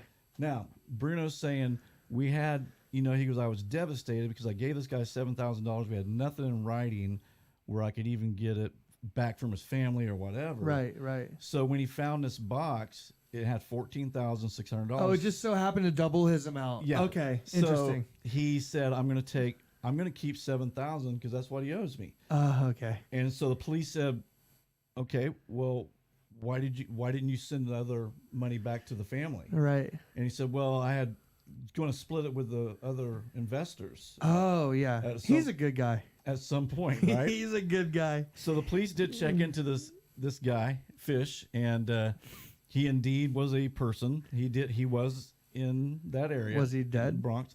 He was deceased. So anyway, so let's just say he had the rest of the ransom money. Let's just say that, okay? Okay. Well, his family, they flew the family from Germany for the prosecution. Okay. Because they said, my dad died a pauper. He said, once my dad found that he was sick, he goes, he didn't have the money to get good treatment. Right. He said, had he had ransom money, he said he would have certainly used it Oh, definitely. to save his life. Right. He said, and so the family's saying Hauptmann's just completely lying about this. Well, of course. But I just wanted Yeah. I just wanted to inject that. That was So- Hauptmann's defense of why he had that money, and he had taken that money too. Like, if you had that money, just put it back up there. No, he goes to the garage, he tears out 2 slats, puts it in an envelope, sticks it way down there, hammers the thing back like he's hiding it. Absolutely. So Well, that goes back to the handwriting thing, though. Like, Yeah. that kind of throws his argument out the window. Well, yeah, I mean, he was a proven liar because the police in interrogation, asked him about how much more of this money do you have, Right. and he said, well, he goes, I've only got maybe $100. Oh yeah. And so then they go back and they find $14,600. Yeah, they pull it apart. Which is like $200,000. Right. Back then. Yeah, definitely. So yeah, he got caught in so many lies, but to his death, he went to the chair saying, I did not do this. He even reached out to the governor, and the governor actually had empathy for him. Right.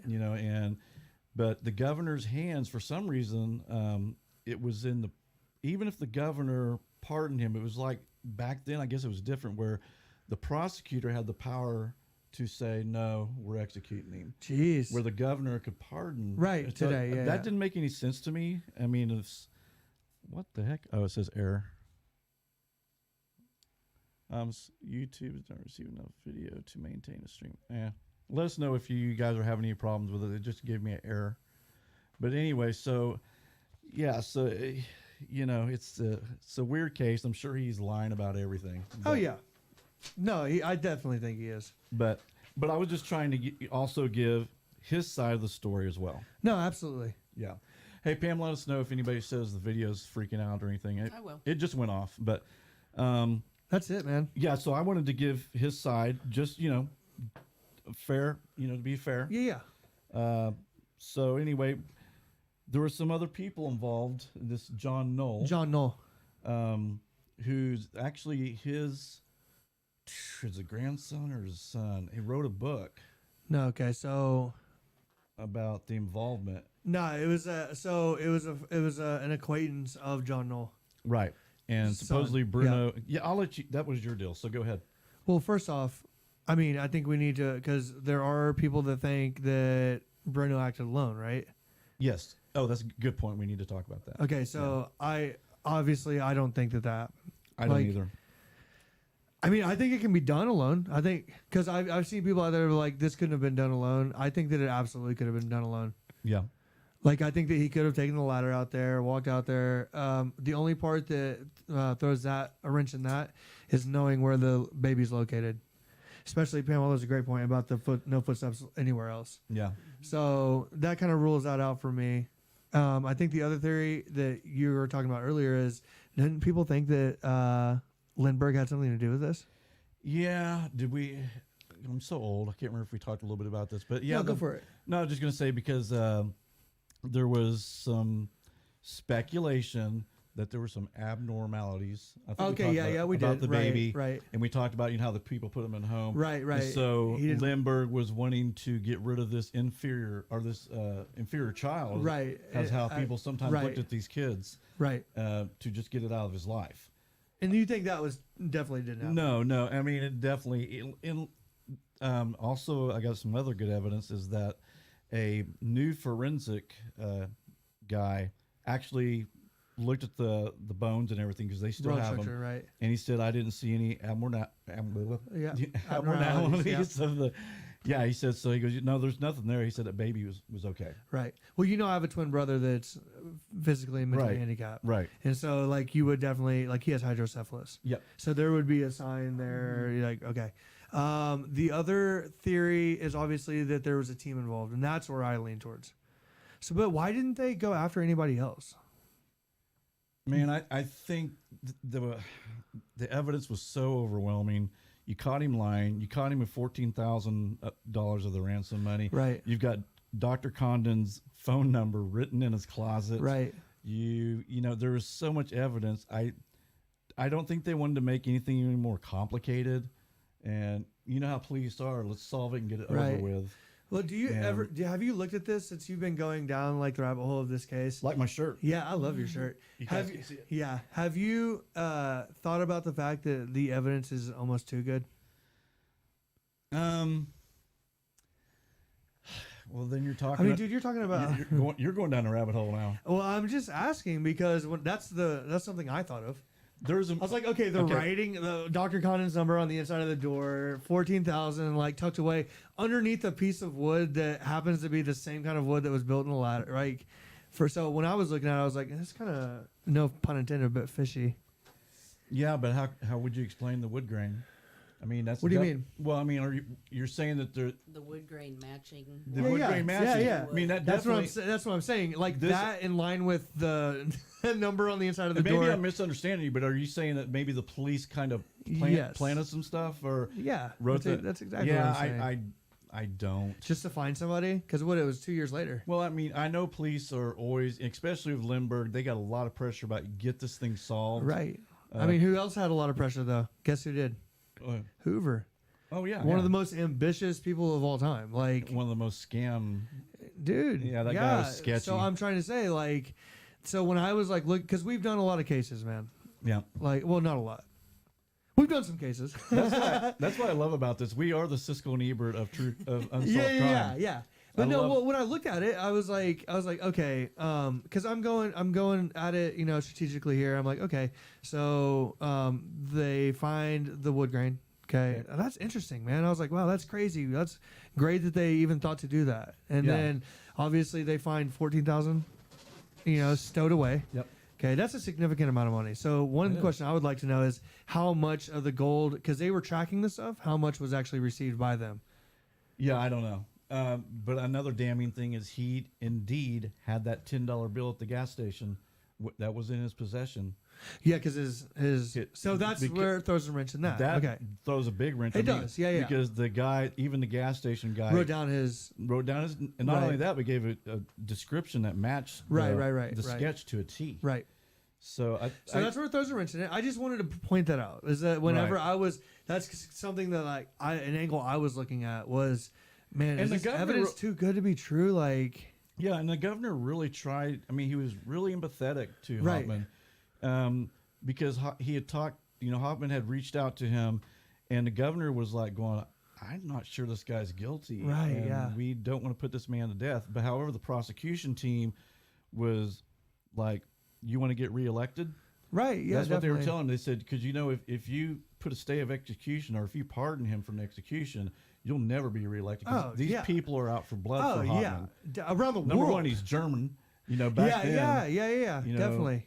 So they actually told the governor, said, you'll never, if you. We talk about this in every case, man. The pressure, the leverage, that's one thing to me that seems. I mean, I can understand being empathetic to Hauptmann in the situation and everything. It makes me wonder about his skill set as a con artist. Yeah. Putting something over on the governor, because to me, it's like, not only does this man have a record, a lot of pretty significant circumstantial evidence. Oh, yeah, definitely. But also, not only has he kidnapped potentially kidnapped and murdered a child, but the child of a national hero. Yeah. You know, so why would the governor even consider? Right, because he had. Pardoning him. Probably just what you said. As Hauptmann probably was a great manipulator, and supposedly I watched 2 movies on this, and you know how movies like to take a little, liberty. Exaggerate. Yeah, but they had the governor went to his cell and talked to him, and he said, "I don't think he's guilty." That's what that's what the movie said. Who was the governor at the time? I can't. It's in there somewhere. Yeah. Don't ask me something. Were you going to ask if he was Catholic? No, German. Oh. I think it was Schwartz. No. Yeah, exactly. No. I was just saying Catholic because of the death penalty. Yeah, but he was struggling with that. I mean, and that's a lot of responsibility on. It is. We're putting a guy to death. With reasonable doubt, there's obviously to him there was. Right. And so do we fry this guy and we're just not sure, And then there was also, and I don't know if this is true or not, they told Hauptmann, they said, the governor came back to him and said, this is the best deal I can get for you. You admit to the murder, I give you life. And he wouldn't admit it. And he wouldn't. No, he said, nope, I'm not a baby killer and I'm not going to do that. And he went to the chair. Do you think that maybe that was him in his mind justifying an accident? I don't think it was an accident. Okay. I don't think the baby dropped. Okay.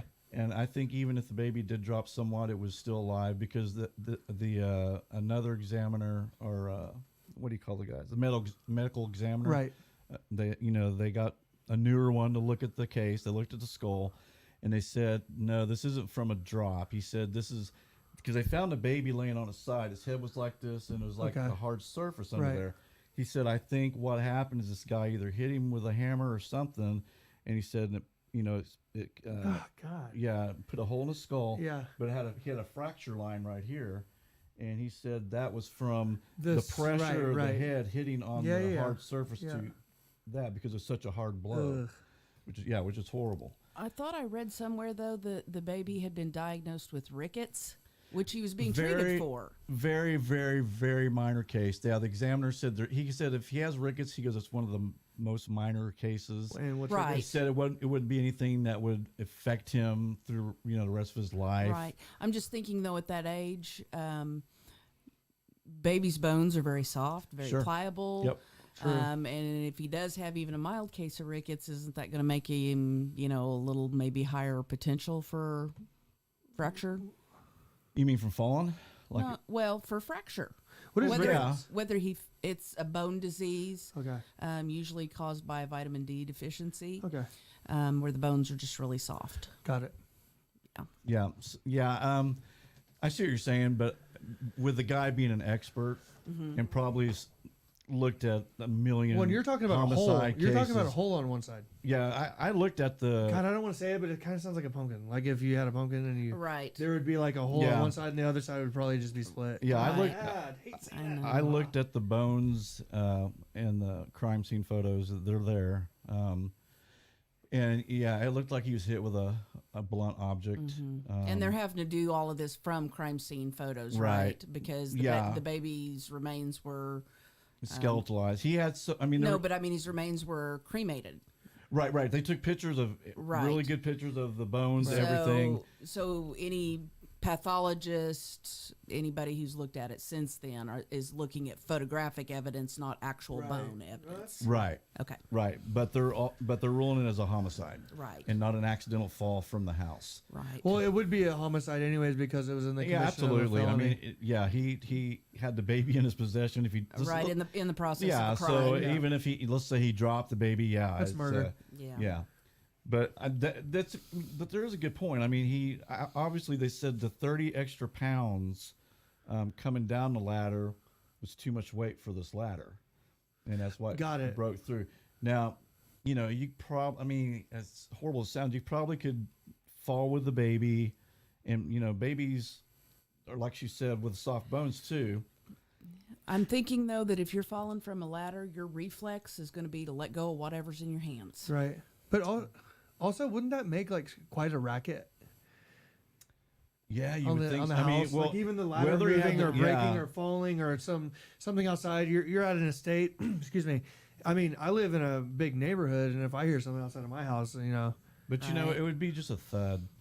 I don't think you'd hear it from outside. Yeah, but we're also talking about. And like you said, though, if it's a big estate, maybe they're on the other side of the house. True, that's a great point. And what about the baby not crying?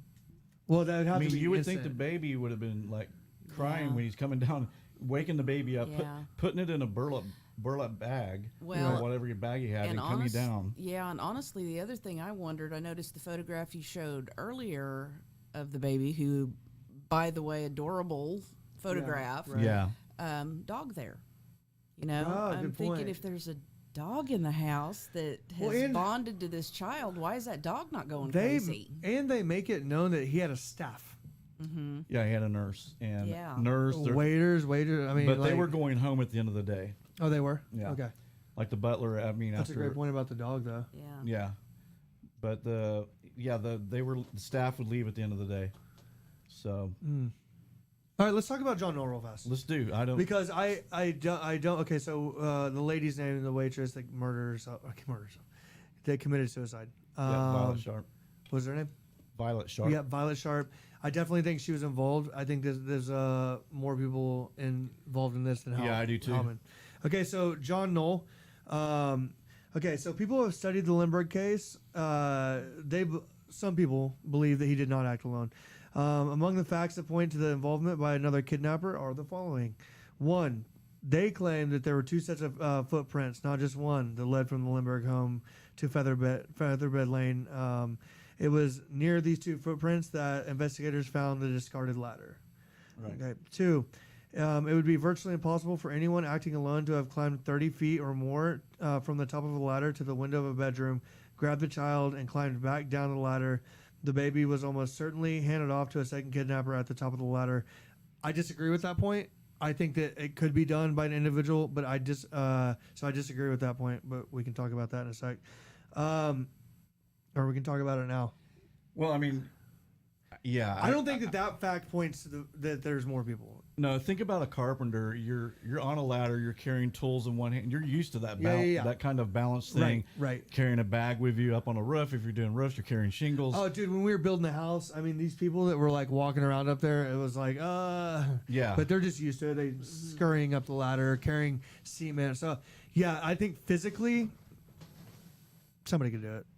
Yeah, I do too. And especially a construction worker. I mean, you should see some of the crazy things I do with a baby in my hands. I've seen. yeah. I mean, all sorts of stuff. I just forget I have a baby in my hand. But, okay, so, I mean, like, that doesn't necessarily lean just because somebody physically doesn't mean that it leans towards more people. But, okay, at a police lineup, Dr. Condon could not identify Hauptmann, is what these people are claiming about, right. Which are these people are claiming that John Knoll was associated with this. Okay, and then so that he couldn't pick out Cemetery John.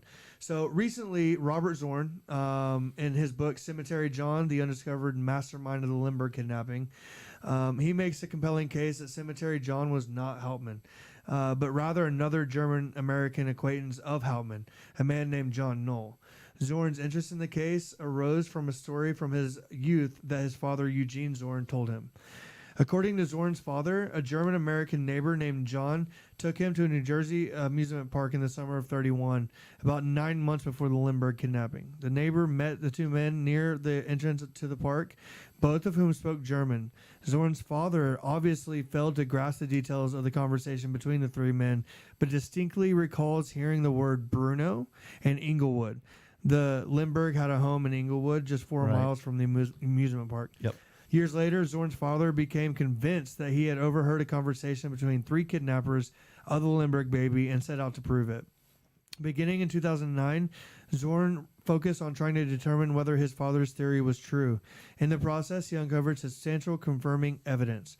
Among the key facts that Zorn's neighbor, John Knoll, being the actual Cemetery John, are the following. 1. A photo of John Knoll reveals that he much more closely resembled Condon's description of Cemetery John than does Bruno Hauptmann. Did you pull it up? Okay, so that's John Knoll next to the sketch, right?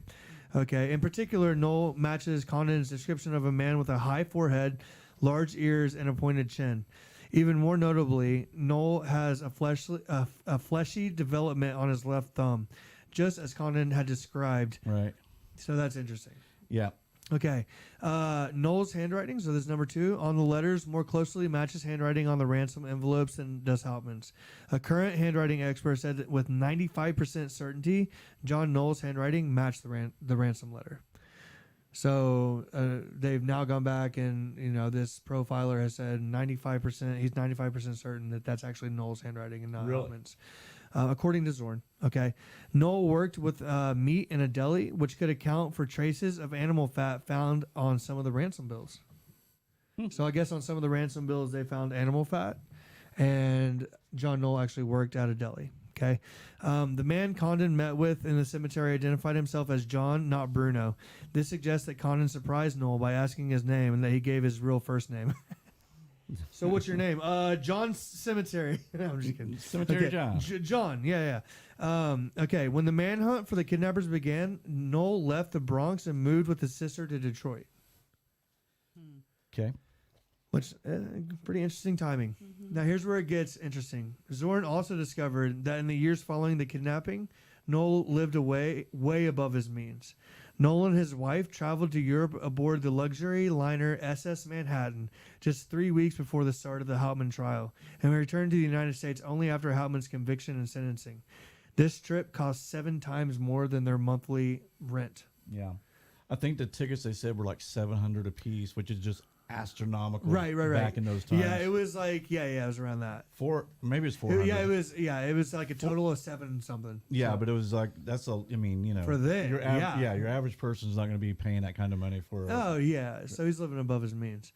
After Hauptmann's conviction, the couple returned to the U.S. and opened 3 delicatessens in quick succession, amassing enough money to be able to eventually retire to a country estate of their own in New Jersey.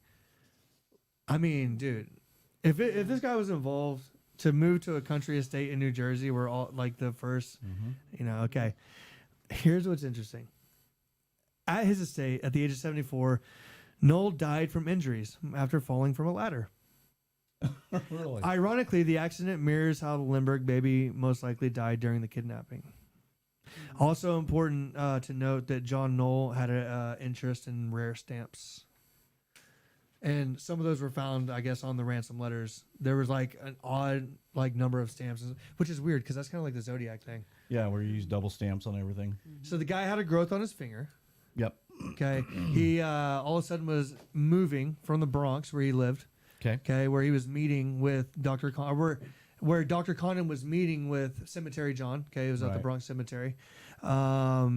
Leaves from the Bronx, goes to Detroit. Okay. To get out of there, obviously. Afraid Hauptmann's going to speak. And some of the bills, weren't they found at some Bronx, they were being spent in the Bronx area? Right. Yes. And Hauptmann also, didn't he lived in the Bronx. Right. Yeah. So, and he met, so whenever Zorn's father they had gone to the amusement park, he claims that John Noel was meeting with 2 other people. So it was a meeting of 3 people. So I want to find out who, and I'll go back and read the book, but who the third person was. I don't think he ever says. At least was it a male or female? Because that would be interesting if it was a female. But they were speaking in German as well. Right. So I don't know. But yeah, the fat being... if it was Violet Sharp was a female? That's what I was saying. Yeah. I mean, that'd be interesting. But yeah, I mean, a 3-man job sounds more like it, though. Yeah. I mean, a year in advance, they're planning this. Right. And... yeah, I mean, and if there wasn't anybody involved, I mean, Hauptmann, man, he didn't rat anybody out, did he? No, he didn't. He didn't. Okay, so let me play the devil's advocate. Do it. Okay, so the son heard the word Bruno, and everybody called Bruno Richard. They said no one called him Bruno. Right. And also, when he was buying these tickets and spending all this money, were these gold certificates? I don't know. It's a good point. Because I would think, I mean, that would, you would think, okay, everybody, was it worldwide that they let people know about these gold certificates? If they would have took them to another country. Man, I think initially what I read was that it was just regionally, and I was kind of dumbfounded. I was like, why wouldn't that be something? But I think the capabilities of the FBI at that time were probably quite limited. Very limited. Yeah. And so that was the best they could do. I mean, he could have moved to Detroit and shifted that around. Yeah, because you still had $40,000 missing. Yeah. Well, I mean, you think about it, because it was a total of $50,000, so divided by 3, $17,000. Yeah. So they found $14,000 and some change with Hauptmann. Right. Okay, so you got to think he probably spent about $3,000 of that floating around. The other one off herself. So, I mean, it could have been more than 3 people. But my point is, you're talking about somewhere around $17,000-$20,000. Yeah. In these things, which is a lot of money nowadays. Yeah, I could see her being, we'll give you some money for this information. We promise we're not going to hurt the baby. Right. That way you make some money. And of course, she never receives it. Well, and right. Well, you got to think too. If John Noel leaves and goes to Detroit to be with his sister, Detroit's not a far hike to Canada. Yeah. I mean, no. You know what I'm saying? It's really close, depending on what part. Well, and to think about it, this is an international star, so I'm sure this was worldwide. You know what I'm saying? But I don't know if they necessarily knew about probably the gold certificates all over the place. I'm sure you could go and exchange and. I don't know. But eventually, some of that would have had to show up. Yeah. And resurface. I wonder if even if you came across 10,000 of it, 5,000, which is a lot of money back then. Right. That it would have arise suspicion. Somebody would have said something. Right. Definitely. Yeah. unless this money was buried or something and is still out there and no one, spent it. Ooh. It's kind of like the DB Cooper case. Remember all that money? Right. It was $200,000, but none of it ever went into circulation. So Right. he never spent that money, which gives it more of a case that he died when he jumped out of the plane. Right.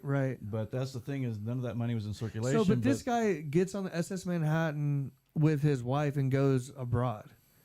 Yeah. I mean, he could have been sprinkling that stuff across. I mean, See, dude, yeah, that's exactly what I was saying. It's probably a lot easier to do that overseas. Oh, definitely. And then who knows how long it takes for that money to get sent back to the States or whatever. I don't know how that works. Or if people are just holding on to it. I mean, you know what I mean? It could be organized crime. They're sitting on Lindbergh gold certificates that are worth $1 bazillion on the black market. Yeah.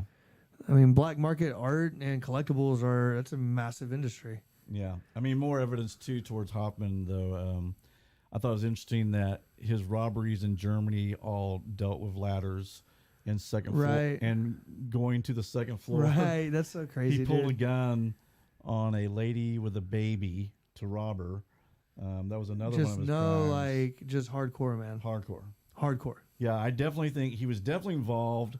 That movie I was telling you about, it was definitely pointed at him as being innocent. I mean, I can't remember what the title of it was called. Right. The whole thing through the whole movie makes it look like this poor man was executed. Well, I texted you immediately when I started looking at it, and I said, so it was Bruno. Yeah. Hey, but I'm glad I said that, because you were saying about the 11-year-old kid hearing Bruno when other people called him Richard. But right. I mean, these are 3 German nationals speaking to each other. They're probably very close. Mm-hmm. So he may have known him as Bruno. Like when you speak, because I see that a lot, like in the gym when Hispanic players are talking to each other, they use a different name than I know them as. Yeah. So I might know you as Carlitos, but they might know you as some nickname or something. Right. Or Gustavo is Chava or Salvador's Chava, right? Yeah. And so I could, when you said that to me earlier in the day, and I wanted to remind myself to say that, because again, he's hearing them speak in a different language. So he could have been, and that spoke to him later in life when he's like, oh, Bruno. Okay. And started making that connection. Right. Mm-hmm. So, I mean, for me, the John Knoll thing, there's a lot of coincidences there. Almost too good to be true. I mean, the key to this case is the money. It has been throughout the entire thing. Without it, we would not know. Right, because I'd be interested in even how much, this was, 2 years after when these bills started showing up. When it goes to show you, yeah. So how much money was Bruno spending, besides what they found? Right. And again, like you said, back then, people may just took the gold certificate and thing. Well, it was almost like he was using it when he had to. You know what I mean? Here and there, and they probably talked in advance. It's like, hey, no large. And you see that in every crime, every heist movie. Yeah, and it's interesting too that he quit his job 2 days after the ransom was delivered. Right. And then he started investing in stocks. Right. Yeah, but what was he investing with? That's my question.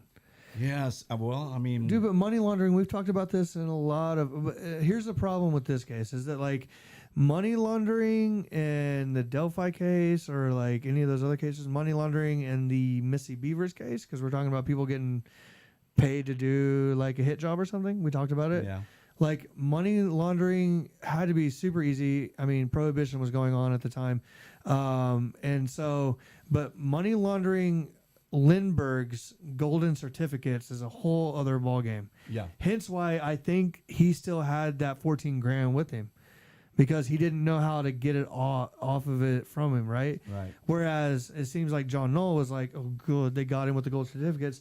Let me hop out. Let me reorganize. How am I going to get rid of these? Okay, I'm going to take the SS Manhattan, right?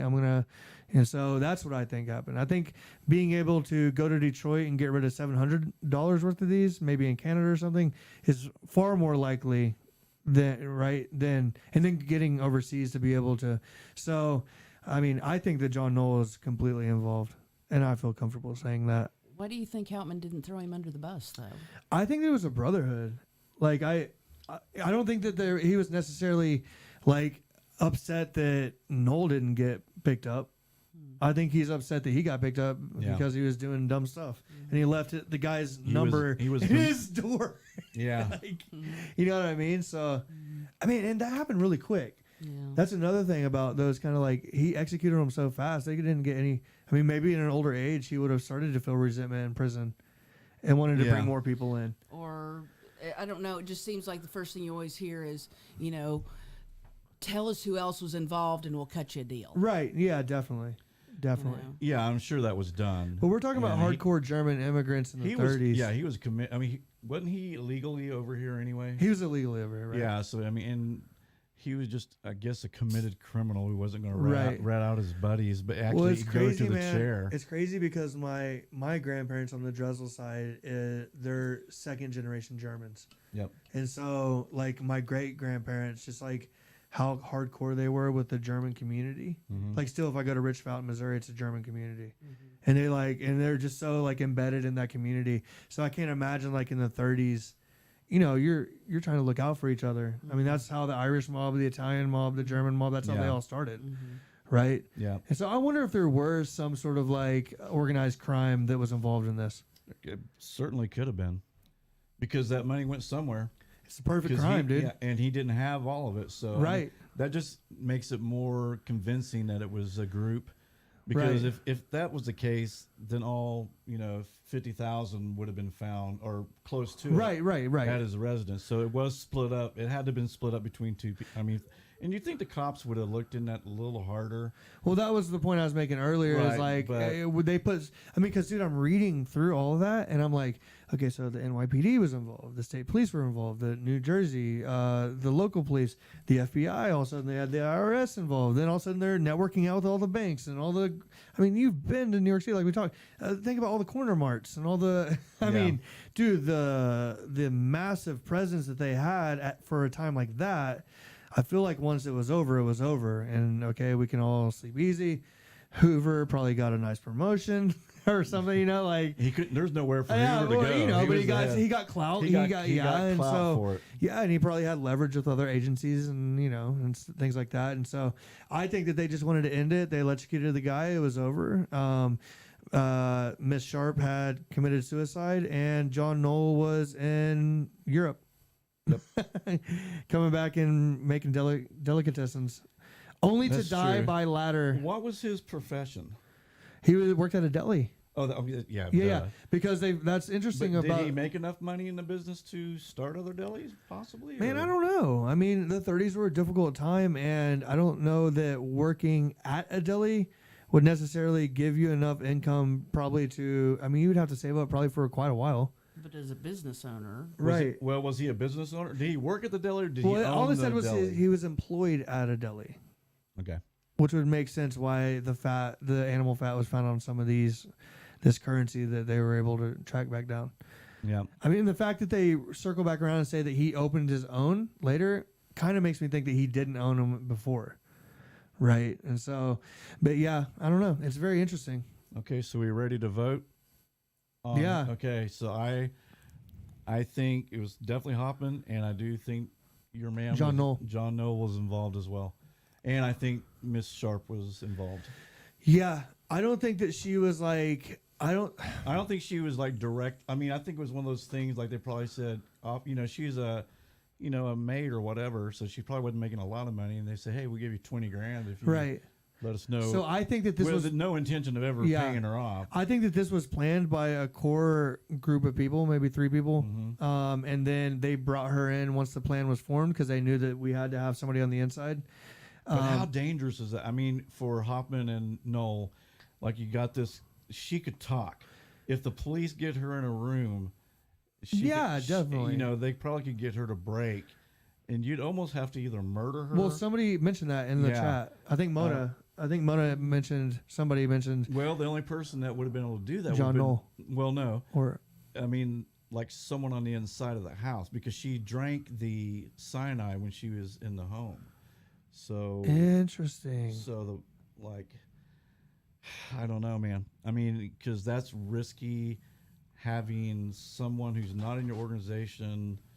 Like if if I was Hauptmann, I'd be going, hey, if she gets arrested, we're done. Yeah, but if you're organized enough and brutal enough to kidnap a kid, then you're probably organized enough to say, if you talk, I'm going to murder your family. Kill yourself. Yeah. I don't know. And she may have not had anything to do with it. Like, but That's true. She could be innocent, but I just don't know how they it could had have to be figured somebody out. on the inside, dude. Had to been because Unless they were staking it out and they like the light comes on. I mean, I just watch a lot of crime shows, so I don't know what the hell do I know. But you don't want to go up into Charles Lindbergh's room on accident. No, yeah, definitely. So I mean, you had to have somebody on the inside letting you know where the layout, is. the blueprint. And again, the schedule. they said Lindbergh was never considered. Sometimes he'd stay at the one house, and said then he'd go back to the other house. There wasn't a schedule like every other week or anything like that. So they said that was odd that they knew that. Well, even the timing of the actual heist or of the actual kidnapping is that they know. It's almost like they know when the baby's going to be put to bed and the nurse is going to be out of the room. Yeah. Because how could they have known? Because they were talking about the baby goes to sleep. I think it was pretty early for my kids, and then they discover the baby's missing at 9:30 something, and then the cops are there by 10. So this happened in a very short window. Yeah. Well, they're thinking I think it said at 8:30, Yeah. 8:30, 9 o'clock, something like that. I mean, that's a tight window. God, that's a scary window because I mean, like, I stay up till 11, 12, 1 Right. o'clock in the Well, morning. the Lindberghs were up. They were down. Yeah, that's just crazy risky. But for the payoff that they were going to get and the plan that they had put into place. Yeah. All right, so we know what your vote is. Yep. Noel and Hauptmann. I think that. And somebody on the inside. So, Pam, what do you think? I definitely think Hauptmann is involved. Noel, a lot of circumstantial evidence. Yeah, because like I said, the money leads to the murderer, and we have no history of him spending any gold certificates. Mm-hmm. You know, he could. You know, I'm not saying he's not a criminal. Maybe he got money illegally and did all this stuff. It wasn't necessarily the ransom money, right? But at the same time, there's like, he does look like that sketch. He looks exactly like that. Yeah, sketch. It's crazy. And you got the son, or grandson. Is it the grandson or the son who wrote the book? I think it's the son, right? No, it was his neighbor's son. Yeah. Yeah. And you got that. He said he looked like Hauptmann. They mentioned Bruno. They mentioned Inglewood. That's a pretty good. Mm-hmm. Yeah, that's a lot of evidence. Yep. So like I said, I do think Noel's involved, but I'm a little more sketchy. Right. I'm not sure. Well, yeah, you have to be. But I would certainly, if I would have been What about the fact that he died falling off a ladder when he's 74? That's odd, isn't it? Does that do anything for you? That's like as karma. a paranormal That's like karma. podcast live show host? How old was he when he died? 74. 74. Wow. So you're kind of definitely Hauptmann. Does everybody believe definitely Hauptmann was involved? Oh yeah, for sure. Yeah, Okay. definitely. Yeah. And you're questionable on Noel. A lot of circumstantial evidence. I think. Yeah, What do you think about Betty Sharp? Violet Sharp? Violet Sharp.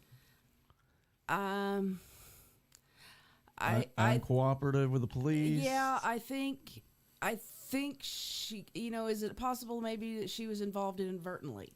Yeah. You know, see, that's that's what I think too. Maybe she was out shopping and talking to somebody, and somebody overheard her say, "Oh, the Lindberghs are coming down. We've got to get all this stuff ready for the house." Yeah. Yeah, but would she say, "Oh, by the way, Charles Jr. he stays in the first room to your left and the second"? You know, that's what I'm saying. Yeah, they had to locate that exact window to go to. But are these guys not con men? Got one chance at it. Are these guys not con men that can manipulate some young girl and be like, "Oh, what's it like to be in the Lindbergh house? Oh, really? So why are there all these rooms?" You know, like.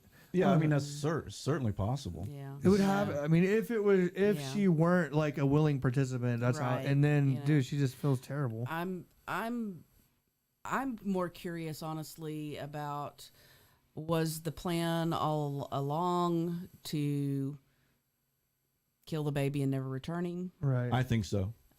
Because something Garrett and you may have been in here before the show, and I read this too, is like the maintenance of keeping a baby. I mean, is like no one wants to mess with that. That's the feedings, the diapers, the crying, waking up. Someone's got to get up with the baby. I that and it's proven the baby was killed that night. So that's another thing. So I think anytime a baby's taken out, I mean, unless it's a domestic thing, right? But yeah, a kidnapper, I think, yeah, they're not going to be getting up at 2 a.m, feeding a baby, changing it. It's too much work. Well, and then also plus if they're married, draws attention. Yeah, right. yeah. So I mean, he can't bring this baby back home, right? Yeah. You know? So I think the plan the whole time was we're going to kill the baby. Right, I agree. So let me throw this possibility out there. There's been people talk about, you know, did the baby have some kind of underlying disease process? You know, some autism's been mentioned. It came up in the chat room. Rickets is the only thing that's known. I think they've said now in later years that there really wasn't anything that was identifiable. But that was another thing that we did a lot of reading and hearing about, you know, is that Lindbergh was really into the eugenics movement. Yeah, which that's is that true. super race. And he was into. Is it possible, you know, I'm America's hero. I've got this Right. potentially less than perfect child. For sure. Maybe I can dupe these two guys into, you know, Definitely. helping me take care of this little situation, give them a little something on the side, Right. and then, you know, flip it around on Hauptmann at I'm the glad, very least. I'm glad you brought that up because there's a whole thing about. There's actually, I think through DNA, they've shown that Lindbergh had about 5 kids. This was done during those times. Oh, I thought it was more than that. It may be, yeah, but they did DNA. And Interesting. Yeah, he was part. He liked the Nazi movement, Right. Yeah. and that was, you know, the superior race. He was very interested in that. He did get involved with that because he either donated sperm or he slept with these Right, ladies or yeah. whatever. Because there's proof that he does have kids. Wow. That Yeah. trying to, you know. Right, Let's get for this sure. Lindbergh mated with a beautiful, intelligent Right. woman. Yeah. Definitely. That's and let's really make a interesting. super race. Right. So yeah, he was into that. But yeah, I mean that's there's always a possibility he had something to do with it. But My only thing is like that would draw for somebody that is a super like international renowned hero and is like, you know, wanting to create a super race essentially or is into that. yeah, Like that's a lot of attention. He had to have known, being a very calculated person that flew over the Atlantic, that this would cause a lot of scrutiny on him and his family, and right, or maybe it wouldn't, because he is such a I don't hero. think it caused an ounce of scrutiny Right. on him and his family. Right. You Was know? that later? Was that later years? You know, what, that the other children? No. That people started kind of developing a theory that he did it. Yeah. Yeah. That was Yeah. later on. Like That was- initially, they were that all was just- later on. That Yeah, was that was probably because they found out he was involved in that movement right. of creating a Right. superhuman race Right. of Yeah. very intelligent No, people. I think initially, I think the reaction was, "Oh my God, you know, the American hero's child is missing." Right. And For the longest you time. know, yeah. Yeah. Well, and, and then- and everybody was just stunned, and you know, obviously, I don't believe his wife, who is also a very intelligent woman, author, aviator herself, had anything Any inkling. to do with any of this. Well, you know, and you got to think too, like one of the reasons, you know, shortly thereafter, time flies fast. World War II happens. mm-hmm. You know, then the 50s happen, and then this thing just kind of floats away. So, Right, Mm-hmm. right. Yeah. So bizarre, man. it is a bizarre case, and it's just, you know, back then the forensics were horrible. You know, we don't have, and I don't even know if they even knew what autism was back then. Right. Right. So, Right. so we have nothing, even with, you know, with photographs. They go, "Oh, he has autism." I mean, Right, that's right, the whole right. testing process. Well, and kids develop at different rates. Right, You know, definitely. this was their first child, their new parents. I'm sure But she's doing the majority where of it. did- True. So maybe just the delay in development somewhere along the road, Triggered him, right? you know, Was made there- him think, you know. was there proof of no. underdeveloped? Okay. No, there's absolutely no proof So that the does- child was autistic. Okay. So But how like did I said, that? he may have just been delayed a little bit. You know, maybe in Lindbergh's mind, maybe he's thinking, you know, the kid's The perfectionist. 14 Yeah. months old, he should be running now. Right, yeah. You I know, get and you, yeah. he's still toddling. Right, You know? yeah. I don't know. I'm just, you know, speculating on something like that. But it just makes you wonder, you know, if he isn't feeling some kind of, you know, obviously not their unrealistic pressure that he's put on himself of, Right. you know, have I potentially created a less than supreme human being. Right. Especially And if he he's went into on to have eugenics. other children Right. with his wife. 5 Yeah. With the Five. same wife. with his wife. With the sa- yeah. yeah. Okay. Yeah, and then all these other, And I didn't would call some of them those eugenic babies. Right. and didn't some of those children have minor rickets cases as well? The other children. I don't recall that. Okay, Honestly. I thought I'd they read. may. They I may thought have. I read that, but like again, I said, the guy who examined the bones and everything said it. If he had rickets, it was very minor. It wouldn't have affected him. You and know, it's treatable. yeah, and yeah, Right. It's treatable. yeah. I don't think Lindbergh had anything to do with his baby dying. I really don't. I don't know that I necessarily think that he did have anything to do with it, but I do think that That's a possibility. no. I suppose it is a possibility, but I do think that maybe behind closed doors he wasn't the person, the American hero Right. that the public thought he For was. sure. For sure. Maybe You so. know. Well, it is almost 9:20. Cass gonna be mad at me. Why? I'm just kidding. She's always mad at you, isn't she? Yeah. Why are you always messing up, Garrett? Come on, man. Hey, thank you everybody for showing up tonight. Tuesday next week. Remember, it's gonna be next Tuesday. I'll put a Get back on that paranormal train, man. yeah, back on the paranormal train. We're doing the Black-Eyed Children. We hope you'll enjoy that. And I think, like we talked about before, which we're finally doing now, is like a paranormal show, then a true crime show, a paranormal show. Which I saw some guy write in the comments. He goes, "Hell with the paranormal, just do crime shows." But Yeah. And the paranormal feel the same way Yeah, about yeah, crime. yeah, and then the others say the same thing. What because we had other people complaining that you're spending too much time on the crime shows. We need some more paranormal, Yeah. and I get that. I mean, we can give the best of both worlds, right? Absolutely. So anyway, thank you guys for showing Leave up comments. tonight. Make sure you subscribe.